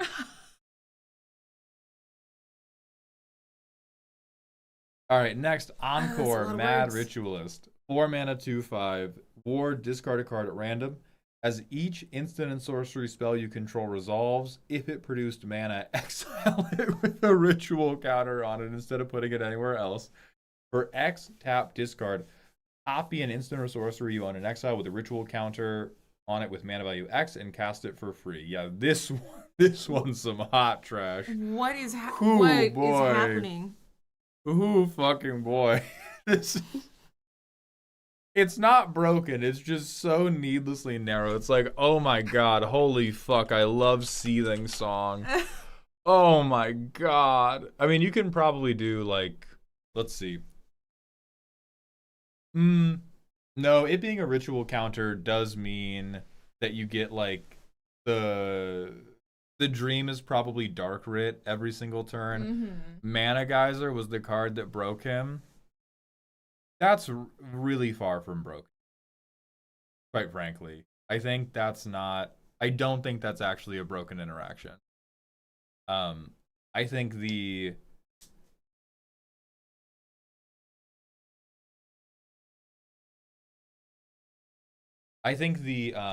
fact that it's ritual counters on the spell instead of exiling them under Anchor, that is the thing that's too unreasonable.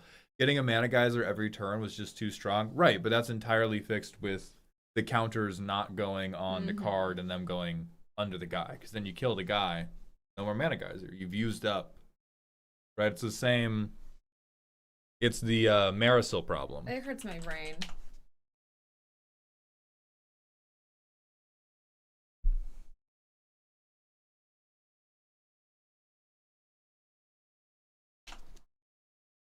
Where like Marisol did nothing wrong. That's my boy. Banned. Fuck you. Marisol, you know exactly what Marisol did wrong. You fuck ass.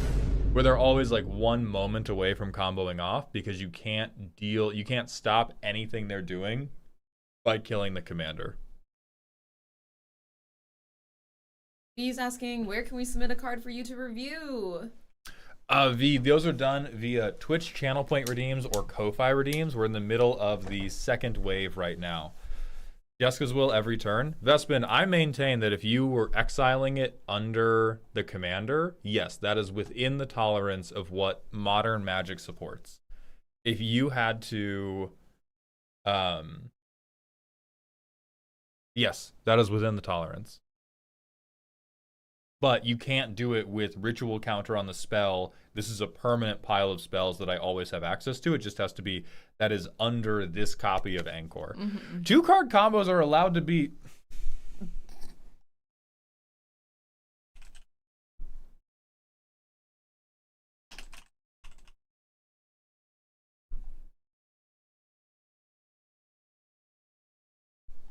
I'm not arguing that these two are the peak of Magic design or are things I like or are good, but Wizards of the Coast looks them in the face every single day and goes, yeah, we don't have to do anything about these. We don't have to do a goddamn thing about this. That's fine. Combining two different cards, especially if one of them is overwhelmingly good by itself, like Jessica's Will. Oh yeah, Underworld and LED. Yeah, like, hey, you get to do good stuff. By the by. Yeah, Vespin, it's one of the better rituals, but the fact that like if you getting to Jessica's Will is like the best 2-card combo you can do with it, that's okay. Cards are allowed to be good. Like, the goal for making a custom Magic card shouldn't be, oh, this can't do anything good. I could agree with, like, his toughness going down, for sure. He could be a 2-3. He doesn't need to be good at fighting. His ward could become discard a card not at random. There's, like, a million things, but, like, the base idea behind this card is actually really fine. That's what I want to impress upon you. Like, being able to recast your rituals. Holy shit, look at this insane combo I made with Nuclear Bomb and Joseph from Accounting. Right. It's like watching Trump insert the keys to launch the nukes and start World War III and being like, holy fuck, keys are fucked up, guys. If we ever remake society, if we ever start over, we gotta make sure we don't have any fucking keys there, man. Oh shit, dude. Keys really ruined it for us. Those teeth they have on them, and the way you could put them in doors, and other stuff. Like that's what I'm getting from this. Okay, let's go back to talking about this. All right, point redeem from Leventhros. Vilsei the Blood Mage. 4-mana Rakdos 2/4, ward, pay 3 life, sack another creature, regenerate a creature. Whenever a creature an opponent controls dies, exile it with a blood counter. At the beginning of your first pre-combat main phase, you may cast any number of spells in exile with a blood counter. If you cast a spell this way, pay life equal to its mana value rather than pay its mana cost. Normal card. That's not true. That's Valgavoth. Yeah, which is a card. Which is a 9-mana card! A 9-mana card! Let's see. So we are going to be limited to creature spells. We can't steal as much as Valgavoth does. This is closer to Gwenum? Yeah. And it's even... I actually don't think it's closer to Gwenum because Gwenum lets you play from library. Having to have the creature die is a pretty meaningful gate because it means that your opponent has to have been able to cast the creature or get it to field. If you buy the review pack, you have to join the Discord, which is free to enter. There is a command to join it in, I believe, both the Ko-Fi purchase message and you can pull it up in the Twitch chat. Thank you, Benjamin. Yeah, I think you got it. Yeah. Yeah, you got it.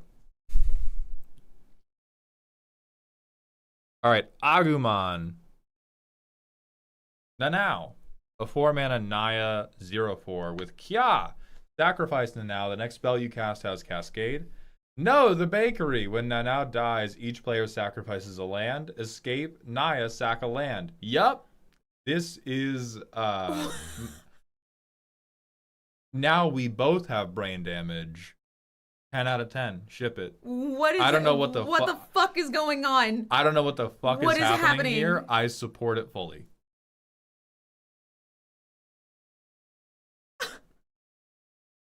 Out of 10. Out of 10. Yeah. Numbers. Out of 10? Out of 10. 8.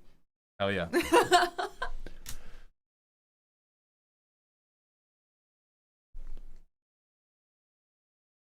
Look at the alt. Yep. Type shit. Next, meh, who care? Unleash the Warrens. X red red, make X rabbits with haste. If 3 or more green or white mana is spent to cast this spell, rabbit creatures you control gain +1/+1 and vigilance until end of turn. I hate it. I'll allow it. I hate it, yet I can find no basis by which to unlawfully imprison it. I can find no false accusations to lay at his feet. Go ahead.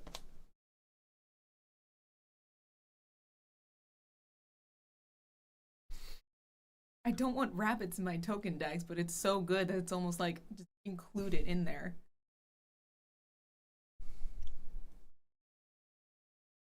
All right, mix 6. Bojuka Bog but green.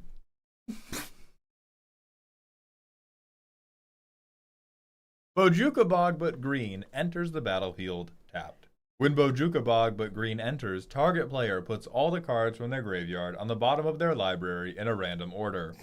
Tap, add green.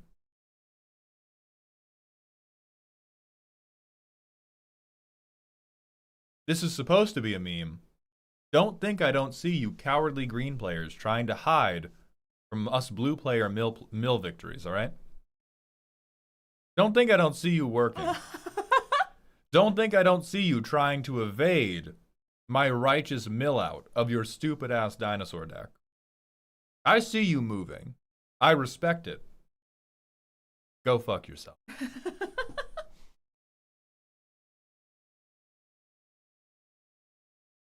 That's actually it's so good. All right, back to Saber of Red. Usen, the most dangerous man in Keen. A 6-mana Esper 3/7, Vigilance Ward 1. Whenever this creature deals combat damage to a player, you become the monarch. When it enters the battlefield, each opponent makes a 1/1 assassin with when this creature deals combat damage to a player, that player loses the game and goad those creatures.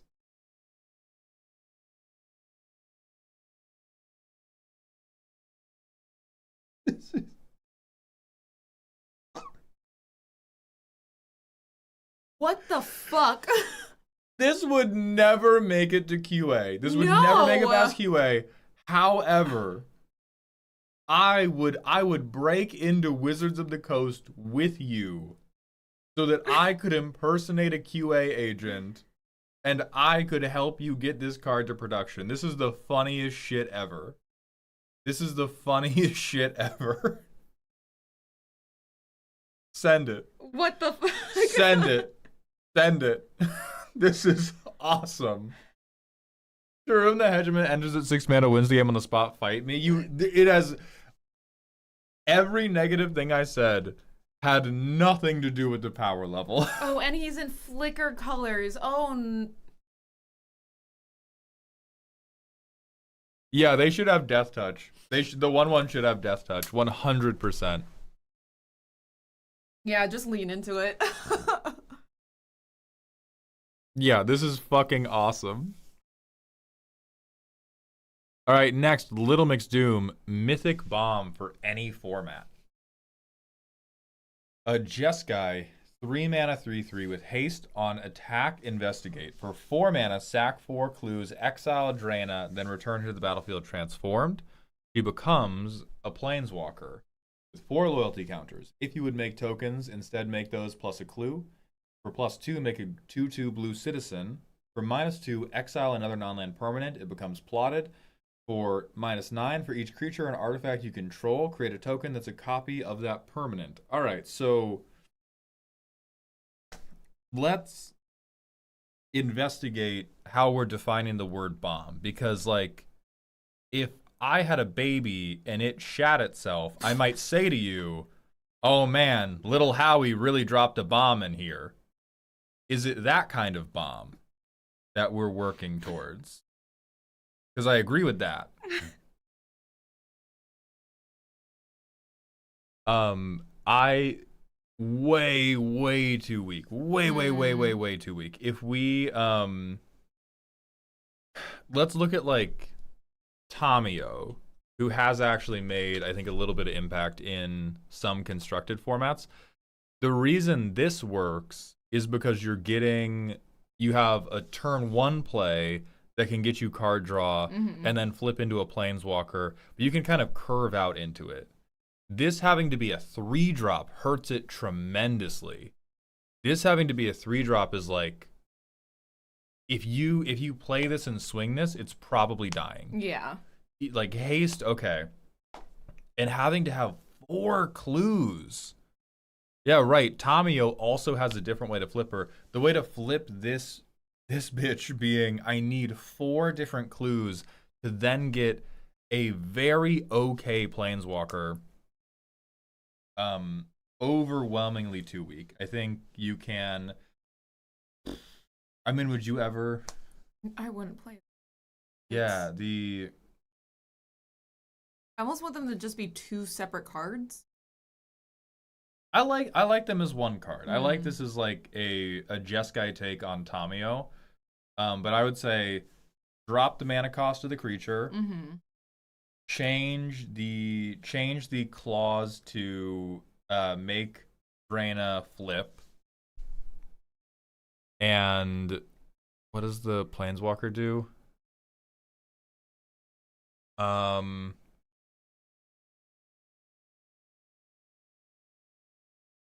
If the front side gets better, maybe the planeswalker can be okay. But I think the front side's got to be quite a bit more playable. I think the planeswalker is pretty fine. Alec Man, thank you for the $5 super chat. Thank you for the feedback as always. I have paid my debts to society watching those edits, and I resolve to do better next week. You did good this week. You took some risks. You got a little tired. That's good. Don't be afraid to rest. You're doing well. Ham Sandwich, currently the submissions for this round is closed. I'm not sure if we will do another round. Maybe. But you can get them through Ko-Fi or through channel points on Twitch. Thank you, baby. All right, Remnant Pendant. I want infect players to suffer. Do you want to read this one? Remnant Pendant, 2 and white, artifact clue, flash. If you would get 1 or more counters, you may choose to gain that much life instead. To sacrifice this artifact, draw a card. Hell yeah, type shit. Hell yeah, type shit. Yeah, roll tide. There's plenty of specifically preventative cards in Magic, and this one against infect players makes me very happy. Hell yeah, type shit, roll tide. Do you wear wigs? All right, next, Jade Sojourn has sent in Caladri, a 5-mana Selesnya 3/3. When they attack alone, they have first strike. Beast tokens and knights get melee. When Caladri deals combat damage to a player, destroy a target artifact, enchantment, or wizard that player controls. With the random wizards. Fuck wizards, bro. I hate them. I hate them after what they did to my tomes. Yeah, super fair, super fucking funny. This is gonna be great for somebody's like D&D OC deck. Dark Confidant down. That's funny as shit. Vivi's a wizard. Yes, actually, I like this. Actually, yeah. Higher, what's up, man? Should be a 4/4. I agree, actually. I agree. Beautiful card. Beautiful card. All right, Secret Bean Man. Take it away, baby. What is Gitaxis core smaller. 2 blue. I want this sticker. Praetor Child flash. At the beginning of your end step, draw a card. Each opponent's maximum hand size is reduced by 1. And it's just a little 2/1. This is perfect. I do want to say, I think you could push it a little bit and make it a 5 mana and make them both 2. Because, like, 1 card on end step. It's Jin Gitaxis. You have to go more than just 1. Yeah, like it should. Yeah. I do want it to feel like it's doing a little bit, right? Like I want it to feel like it's biting at my toes like a little baby kitten.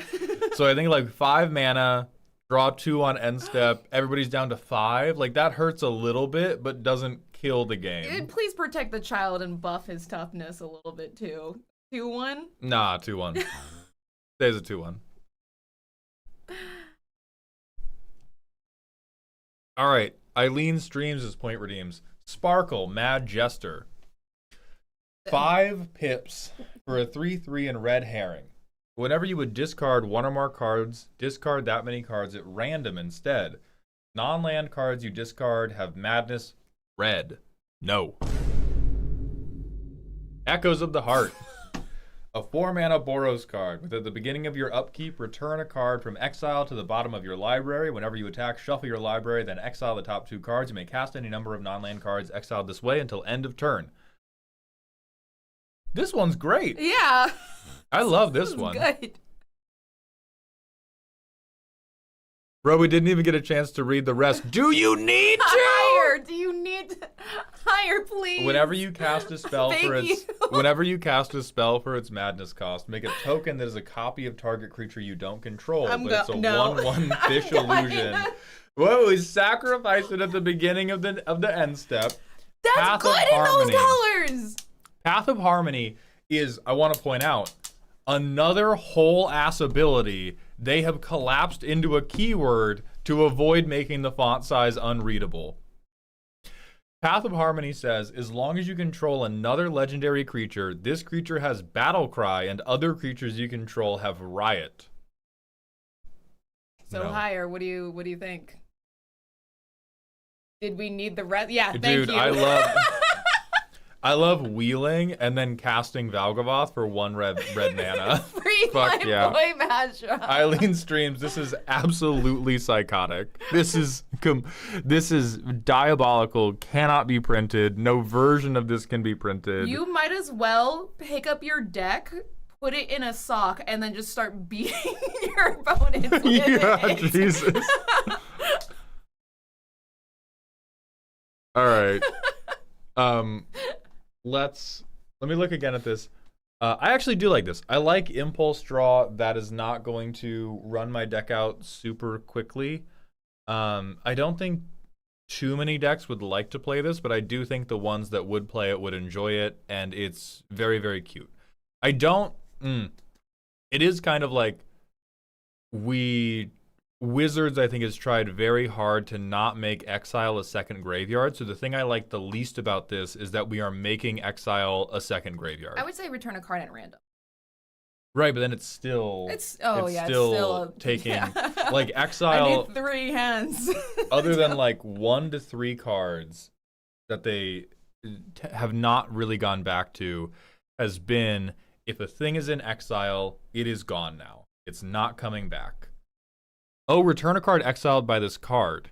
Yeah, you could do exile cards under Echoes of the Heart.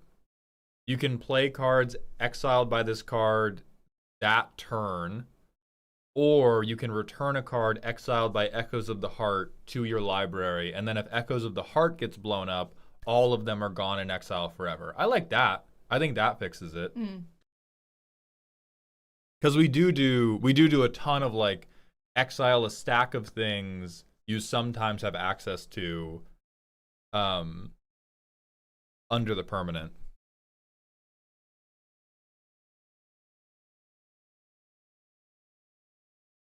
Fair, the human I designed, y'all didn't see, played with the exile zone a bit. That's the problem. That's like saying, I mean, I'm glad you like what I did have, but I did a lot of really compelling work with enriched uranium, and I was hoping we could get some of that too. All right, next, Garga, Forest Guardian. Levidras. Actually, you read, baby. Yeah, Levidras, Forest Wisdom, 2 red, green, white, a legendary insect dragon. Flying, back up 1. Whenever you put 1 or more counters on a creature, draw a card. This ability triggers only once each turn. Whenever this creature attacks, you may either place a +1/+1 counter on each creature you control, or a -1/-1 counter on all creatures defending player controls. Oh, backup with that is filthy. Ooh. Ooh.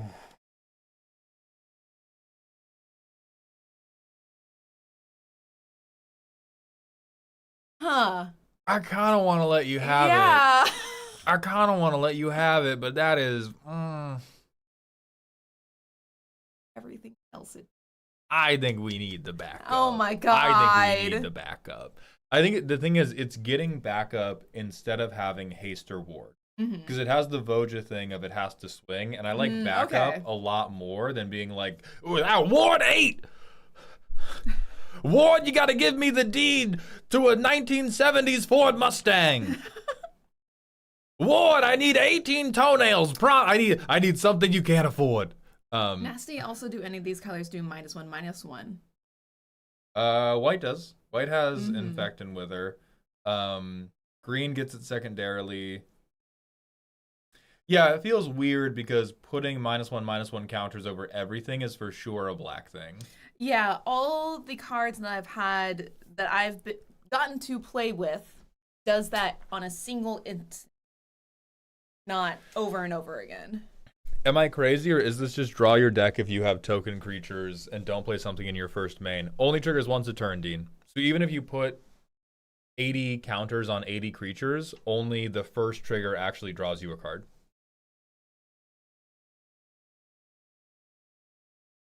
All right, tell me about the Nephilim. Nephilim of Spreading Dunes. White, black, red, green legendary creature. Nephilim. Land cards and graveyards have Unearth 0. Whenever a land you control leaves the battlefield, create a 1/1 colorless sand creature token. I get what you're trying to do. Hey, brother. Hey, I get it. Or sister, or sibling. I get what you're trying to do. And it's wrong. And you need to stop. The lands players don't need any help. They certainly don't need you to introduce something as cockamamie as being able to cast lands. We gotta stop the nonsense. Oh, we dig it in our butts for this one. Oh, and Earth doesn't cast? I don't give a fuck then. At least Unearth exiles them permanently. Still not a fan. Though Unearth's just like an activated ability. Same. Whatever. Don't do it. You stop. If you hate land so much, why do you live on land? That is true. You have caught me criticizing capitalism whilst I exist in it. Aegis Athene draft context. Okay. Saying to Lenda of Torazon. 3 white for a 2/2 with lifelink. When you gain life, put a counter on a Lenda and another creature you control. Exhaust 4 white, 2 white, tap, exile each creature with power less than a Lenda. I like it. Yeah. I like it. Very good. Very good. I would draft this and feel good about it. All right, Mysterious Mr. MR. Baiting of the Boom. A saga that gains tap, add green at step 1. That's fine. 2. Search your library for a basic land, put it on the battlefield, tap, shuffle your deck afterwards. That's fine. 3. Baiting of the Boom gains whenever you... Oh, this is a land. Fuck you. Oh my god. I had a brief moment of going, I wonder what the casting cost is. Baiting of the Boom gains whenever you tap a creature or artifact for mana, add an additional green. Jesus. Yeah, hell yeah. Hell yeah. Badger Mole Cub, not even a good card. Exile this saga, return it. You gotta fuck off. Oh. You gotta fuck off. I'm gonna take $15 from you to fuck off. Badener Barda, thank you for the Twitch follow. Welcome to the doghouse, my friend. All right, more from Aegis. Ixali's Defense, a 4-mana enchantment. On ETB, exile a non-land permanent and opponent controls until it leaves. You gain 3 life. I think gain 3 is not good enough to add an extra mana to it. Like because White Auracite, the artifact version in Final Fantasy, adds a mana. Yeah. I don't want it to cost 3. I don't want it to cost 3 because then we're just directly power creeping the other things that cost 3. Oh, it's a common, true. Yeah, okay, yeah, fine. All right, it's a common, never mind. The Burn Book, 3 legendary artifact. Creatures you control can't be blocked by creatures with gossip counters on them. Whenever a creature with a gossip counter on it dies, untap this. Tap, put a gossip counter on target creature. 4 and tap, exile the Burn Book. Creatures with gossip counters on them are goaded for the rest of the game. Ship it. It sparks joy for me. You're saying you didn't like this? I love this. I love this. This is Mean Girls. Yes, this is Mean Girls Universes Beyond. Little Mix Doom, I'm so happy you have a purring cat on your shoulder. This is hot. This is hot. You're bringing fetch back. All right, next we have 4 cards from Madra, or 5 cards from Madra. Everybody buckle up. Buckle the fuck up. Judy Hidgery. 1 black 2/2. Whenever Judy Hidgery untaps, each opponent loses a life. For tap, put a -1/-1 counter on target creature. Whenever a creature dies, if it wasn't dealt combat damage this turn, untap Judy Hidgery. Again? 1/3 of the card at random. Whiteout. Done.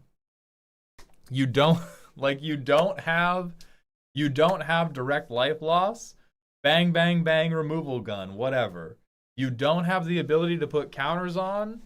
Disconnected synergy pieces. You don't have a built-in ability to make them spin like a fucking Beyblade. Type shit. I very much enjoy just the community love for Madra and missing them.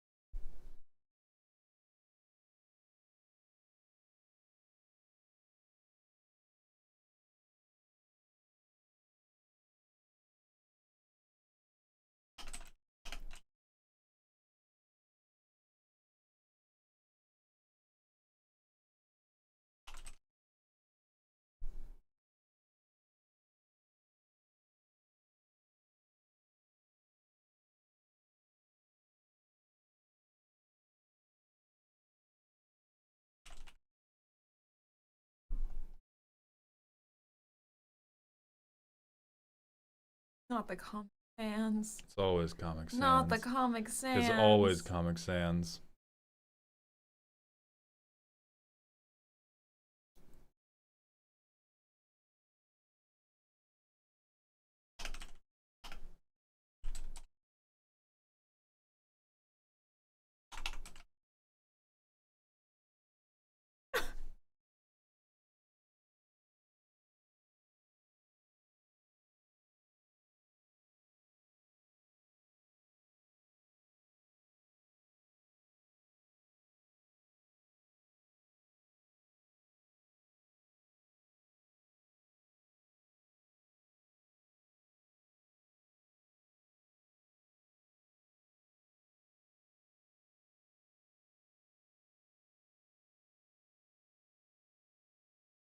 It is the ineligible font color while we cooking for me. Yeah, I need there to be a outline option. I don't have, but this is not giving me an option to outline it. And then this is what we got.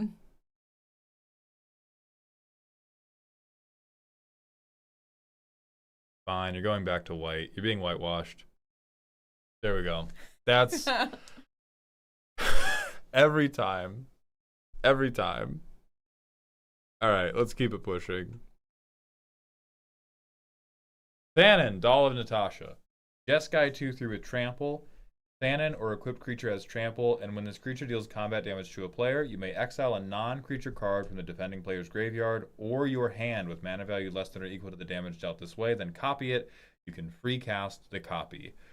Reconfigure Wizard or Noble 3, reconfigure Normal is 7.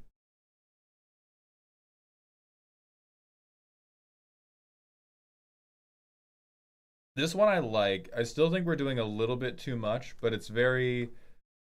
We are similar to the Buster Sword, but we're giving Trample instead of giving a stat boost, and instead of drawing a card, we get access to their graveyard.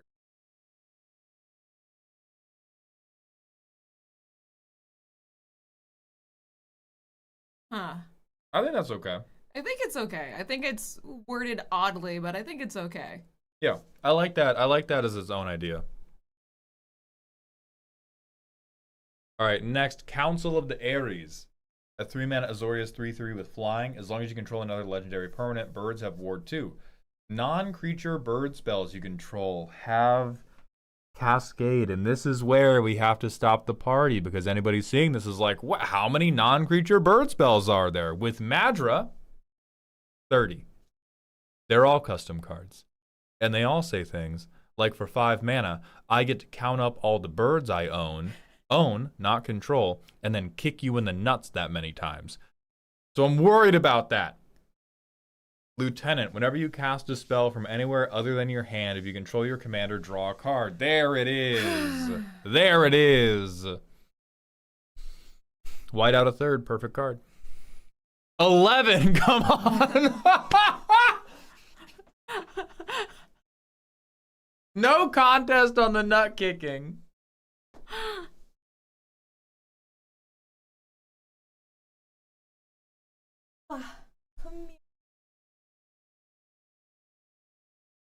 Livia, Aeternity's Rector, a 5-mana Grixis 3/3 with persistent lifelink. On ETB, you may choose one or both.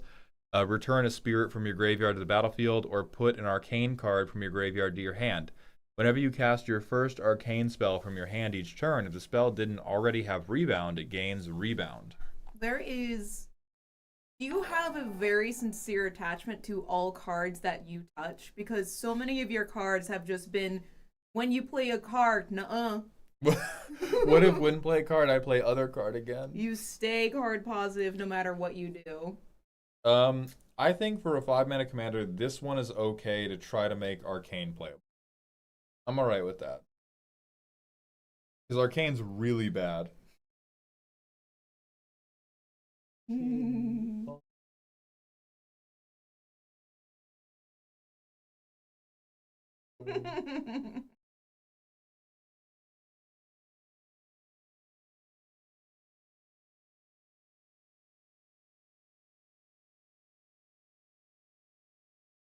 I like this one.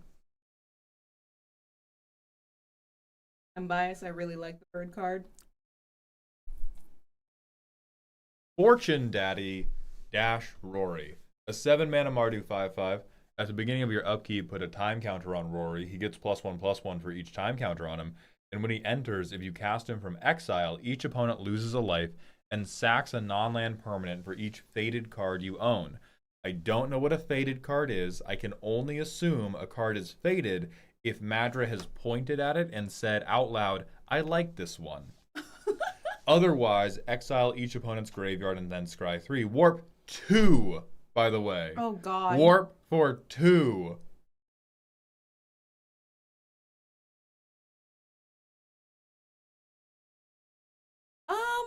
Oh, you get to exile everybody's graveyard? Yeah, but only when we cast him after.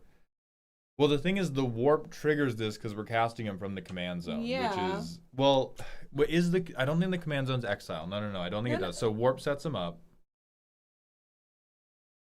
Oh wait, no, because that one bird triggers off of command zone. Maybe the bird says outside their hand. Oh, the warp is the graveyard hit. Okay, so for 2 mana, we get to rest in peace. We get a one-off rest in peace. And then later I make you sack your whole board. Evil. I think again with the whiteout, because the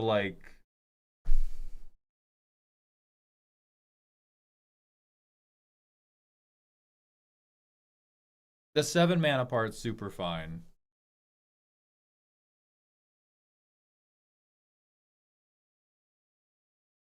This one's not as bad. It's not as bad, but it's still very choppy.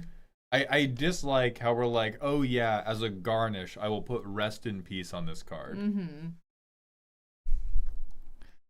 But it is not as wild as we typically get. So thank you deeply for that. All right, next, Bed Home. Tell me about explosive decompression. Explosive decompression. 2 and Rakdos. Sorcery. Split second. Target player. Deal X damage to each.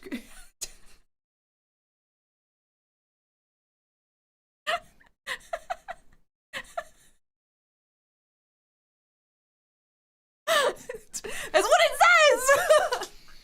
Deal X damage to each creature where X is the number of cards in target player's graveyard.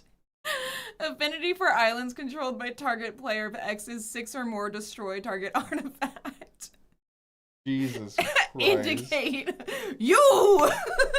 That first sentence, that first ability, pure heat. That second sentence is pure schizophrenia. We have to like.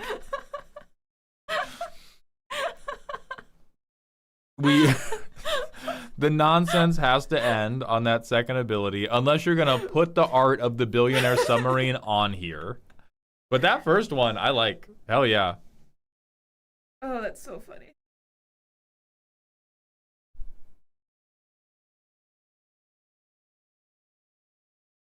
Yes, Madra, I understand what Fated actually is. I understand what it actually is. I do. I would actually say in whatever Mardu, in whatever Mardu custom deck you have made based on the custom cards you have designed before, I would liken a card in exile with a time counter on it, or a card being able to be cast from exile, that being Fated. I would liken that to about as much effort as it would take you to point at a card and go, I like that one. Based on what we saw out of the Cleric's deck and the Demon deck in terms of how difficult it was to set up, like, oh, I need an odd CMC Demon. Do I have any Demon? Like, I'm imagining most of the cards in that deck are like Rory, where they have a warp cost, or can be cast from exile some other way, or are a draw engine that exile things. I might be running a little bit of a fever today. I would get a new thermometer, bestie. This is a great dream, though. White Bread has sent in Beedrill. A mono red angry insect. Oh no, it's Rakdos. Whenever Beedrill deals combat damage to a player, deal damage equal to its power to a creature they control. If that creature dies, you can pay 5 to flip Beedrill. Mega Beedrill is a 6/1 with flying and wither. Whenever Mega Beedrill deals combat damage to a player, it deals damage equal to its power to target creature that player controls. If it dies, its controller loses life equal to that creature's toughness. Ooh. Forcing the blocks is fun. I mean, it is flying, so realistically, you don't get to block this, and I just fucking shoot you. Which I do, like, big creature, very easy to shoot. If you have, like, if you have any blocks, if it has any blocks, it's great. I do think you are non-bowing yourself, as Time Kid has pointed out, where if you kill it via Wither, its toughness is going to be 0. Oh, yeah. Because you're killing it with -1/-1 counters. Oh, yeah. So you might have to rewrite that line, but I do think it's like, I think that's okay. This loses the holy cow. Fuck, it does lose to holy cow. Who would win, Beedrill or Miltank? I thought the toughness reset in Graveyard. It takes an ability like this is going to take last known information, and last known information is going to be 0 or -1 or whatever. Miltank genuinely lore accurate. All right, Sunny Scarab. Tell me about Vashkara. Vashkara, High Hive Queen. 2 black, blue, green. Legendary Insect Noble. Flying. Whenever you create a token copy of a non-token creature you don't own, Vashkara connives. 2 and tap, sacrifice another creature. If a creature token was sacrificed this way, put a +1/+1 counter on Vashkara. Otherwise, create a token that's a copy of the sacrificed creature, except it's an insect with flying, in addition to its other types and abilities. Oh, we're so close. We're so close. The only thing I would want is I so badly want this to have red. It's a lot of words, but it does make sense. I think this is like the type of thing where it is a lot of words, but when you are playing the game, it plays relatively simply. And I so badly want to be able to do like active treason. Active treason, take your thing, sacrifice it, get a token copy of it. Like, that's the sickest thing imaginable. So I really want this to be like Grixis. I really want it to be Grixis instead of Sultai. Yeah. I need temporary theft with this card. I'm but in I like agreement it. with that, I yeah. like it though. This is cool. Mold, I clicked on this because of Gundam TCG Brain Rot and Trans Am exists and nothing else. How's it going? It's going fucking awesome. I'm moving like Matsu, you know. What? we Joe put that me. up. Throw that up right now. Mesmericer Orb. 2 mana. Whenever a permanent becomes untapped, that permanent's controller mills a card. Whenever a forest card or green spell is milled this way, its owner loses 3 life. That's what I'm talking about!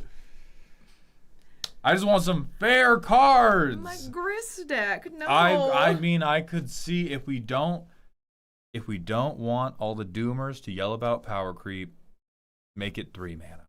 Print it. Agreement? No. That's the look of agreement.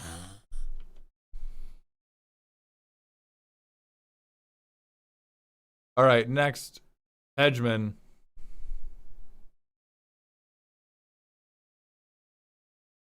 Lancelot, Mad Knight. A Mardu 3/4 with first strike. Hexproof for mana value 2 or less. Whenever Lancelot deals combat damage to an opponent, your next spell targeting them or a permanent they control costs 2 less. Noble Phantasm, so when you have them out, you can like command zone cast the backside. 4 mana enchant artifact. Costs 3 less to target a permanent you own. You control that artifact. When it enters, if enchanted artifact is a vehicle, it becomes an artifact creature. If it's an equipment, attach it to target creature you control. Stop with the Colossus Hammer nonsense. Fuck you. Fuck you. Colossus No. Hammer on a motored vehicle. Pretty funny. It's no. It has nothing to do with the vehicle part. This is entirely. I want a way to have my Voltron guy. I want Brunor in the command zone, but I also want him to be Mardu. I'm overstimulated by the guess. I think this is just too all over the place, quite frankly. There's no like. I wouldn't know what to do with this card. There's no through line of like actual game plan going on here. We just have some keywords, and then we have some ways to reduce some costs, but we don't have like. Yeah, I'm a little bit. Yeah, I feel a little bit led astray by this one. Yeah. Cool animations can only save the card so much. You guys need to do a Whatnot show again? That is untrue. We need money, which Whatnot shows do not create unless you're very good at Whatnot. Yeah. For the we would love to do Whatnot shows again, especially since that gives people an opportunity to like get signed cards, otherwise or not. But for the price that we would have to charge people to make it worth our while, it would be too much for everybody because, you know, you guys see the Whatnot streams and, you know, they're 2 hours long and then they end there. For us, there's another anywhere between 7 to 9 hours of work after that to get everything packed and shipped and signed. Yeah. All right, next we have Mizuchi, the Body Snatcher. Here, you tell us. Mizuchi, Body Snatcher, 1 blue, black, red, legendary enchantment creature, spirits. Flying, bestow 4 blue, black, red. Whenever a Missouri or enchanted creature deals damage to a creature, you may bestow Missouri on that creature. Becomes an aura with enchanted creature attached to that creature. Becomes a creature again if it's not attached. You control enchanted creature. That's evil. That's just totally flavorful. You are the devil, and I worry about the play pattern we're generating. Because it's, again, it is, you can never ever block me, or I take your stuff. Every block is bad. I'm trying to decide how. Oh yeah, it's not even combat damage. So you could do like Viridian Longbow or any of the stuff that is like target creature you control. Damage. Yeah. I mean, if she dies on the block, nothing happens, right? Which is, you gave her 5 fucking toughness. If she dies in the block, nothing happens. I would accept as a defense if this was a 1/3. Mm-hmm. If this was a creature that was probably going to die in combat. She's lore accurate to what she do in the manga. Lore accurate is like 10% on the of the importance in what makes a custom card good. Update on the tokens thing. Yes, I'm going to be working with Decked Out to do it. It will probably still be a couple months before it is up and running because I'm gonna have to carry a like upfront cost of a couple $1,000s to pay for art and get those made. Yeah. I see a couple more people had commented about Whatnot. It's hard to make money off of Whatnot by just selling cards and signatures, or like, you know, we had a lot of fun moments where people can tack on us doing funny things. It roughly dwindled down to about like $7 an hour for one of us. Yeah. A lot of people make their money, as you had said, with like creating games, which to me feels a lot like gambling. Yeah. Okay. So what do we have to do to make this super fucking annoying? I have to make copies of her, which copying most commanders is super fucking annoying. Yeah, I think it's fine. Mm-hmm. I hate it. I think it's fine. I like it. God, of course you do.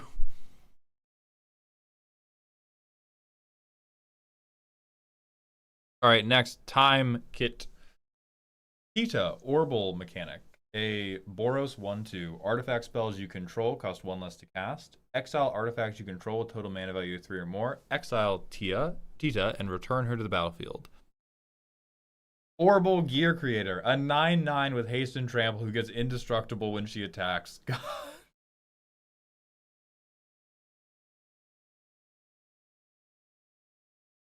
You gotta stop the nonsense. The nonsense. We went from like 5 to 100 so quickly. You gotta stop the nonsense. So we go, all right, I play Tita. I play a Mana Rock. I make a 9/9 with haste trample. And I punch you so hard in the chest you vomit. I think this is, you know what? It's balanced. You know what? You know what? Fuck it, man. Yeah. It's fucking balanced. Send it.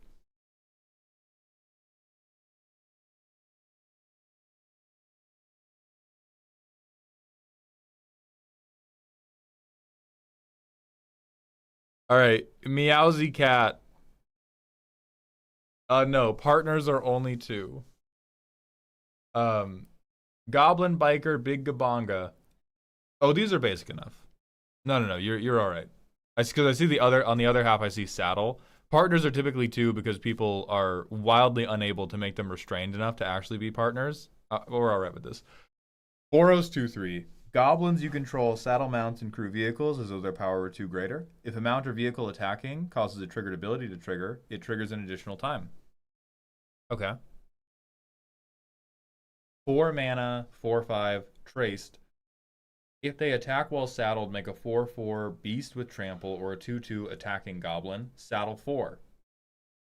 This also can this, and the first one can saddle the second. Yeah. Sick as fuck, actually. Yeah. Gabonga. I don't know who he is, but I'm a supporter. I'm a ride or die. I'm a ride or die for Gabonga now. All right, next from King Cow. God fucking damn it. Unfamiliar Explosives, a 5 mana artifact that says, if a player picks up this card to read it, it blows off their hand. They must play the game without using that hand to interact with cards. Flavor text, what does this card say? Jail for you? Yeah, but one of those like cool Norway jails. Hell yeah. Perfect Yu-Gi-Oh card. cards and Magic. Z is dyslexic. This gotta be ableist. It is, and I'm proxying it to play in our next Commander game. Hell yeah.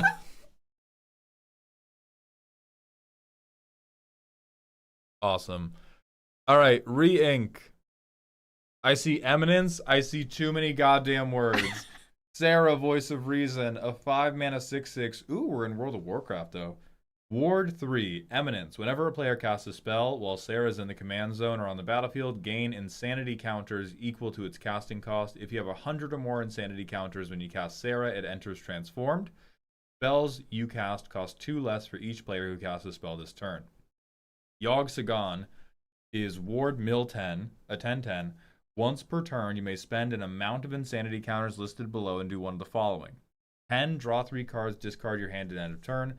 30, you may cast a card from a player's graveyard without paying its mana cost. Or 100, you control target player during that player's next turn. Ward Mill 10. Hell yeah. Hell yeah, Ward Mill 10. I really want to okay this. My opponents have to cast, or I guess me too. I think the worst thing about this, I thought it was going to be the Eminence. I think the thing I dislike about this is how fiddly it is, because we have to care a lot about how much mana our opponents are spending. So the backside. Oh, but when we play him, he doesn't use up the insanity counters. So if he's transformed, we have 100 to use.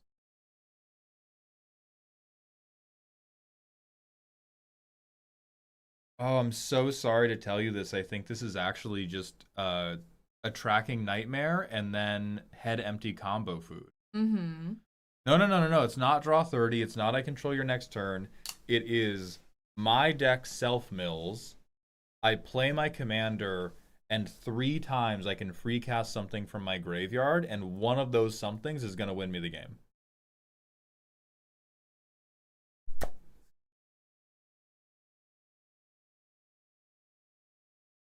Like, it says once per turn, but I do one thing on my turn, one thing on the next person's upkeep, one thing on the next person's upkeep, if I even need all 3 to win. Oh, yeah.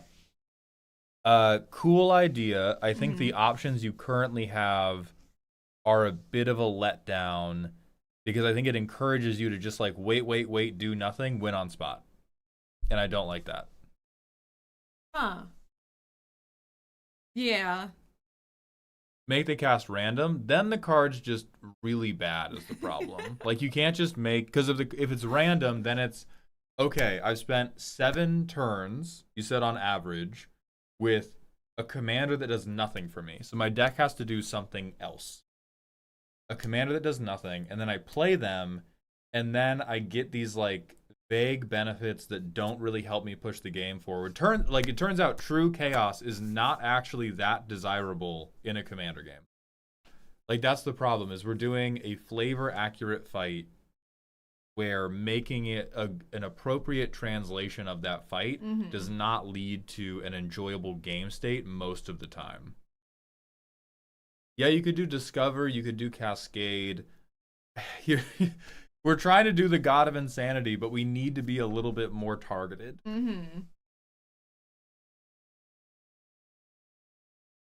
All right, Zane, this is not an actual set. These are custom cards. Yeah, Zane, this set is Twitch Chat Insanity. Okay. That is the end of Wave 2. We are going to end here because we have to go film some stuff with Decked Out. But thank you all for being here. We appreciate your generosity and your support and your patience as we yell at you about custom cards. I'm going to type the raid message right now. Real ones know.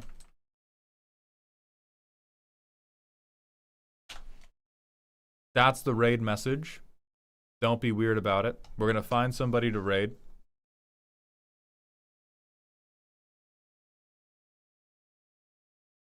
Yeah, who's on right now? Oh, Joe Johnson's on. Be here. Joe Johnson will appreciate this. Yeah, it was his birthday recently. We're going to raid Table Chop Jocks. Oh, that's the chat button, not the raid button. Can I get my fucking... There we go. All right, we're going to raid Tabletop Jocks. We will be live again tomorrow doing Commander deck reviews. I hope to see you all there. Thank you all for being here today. And please remember to stay toxic. YouTube and TikTok, that is just it. But I will be live again tomorrow.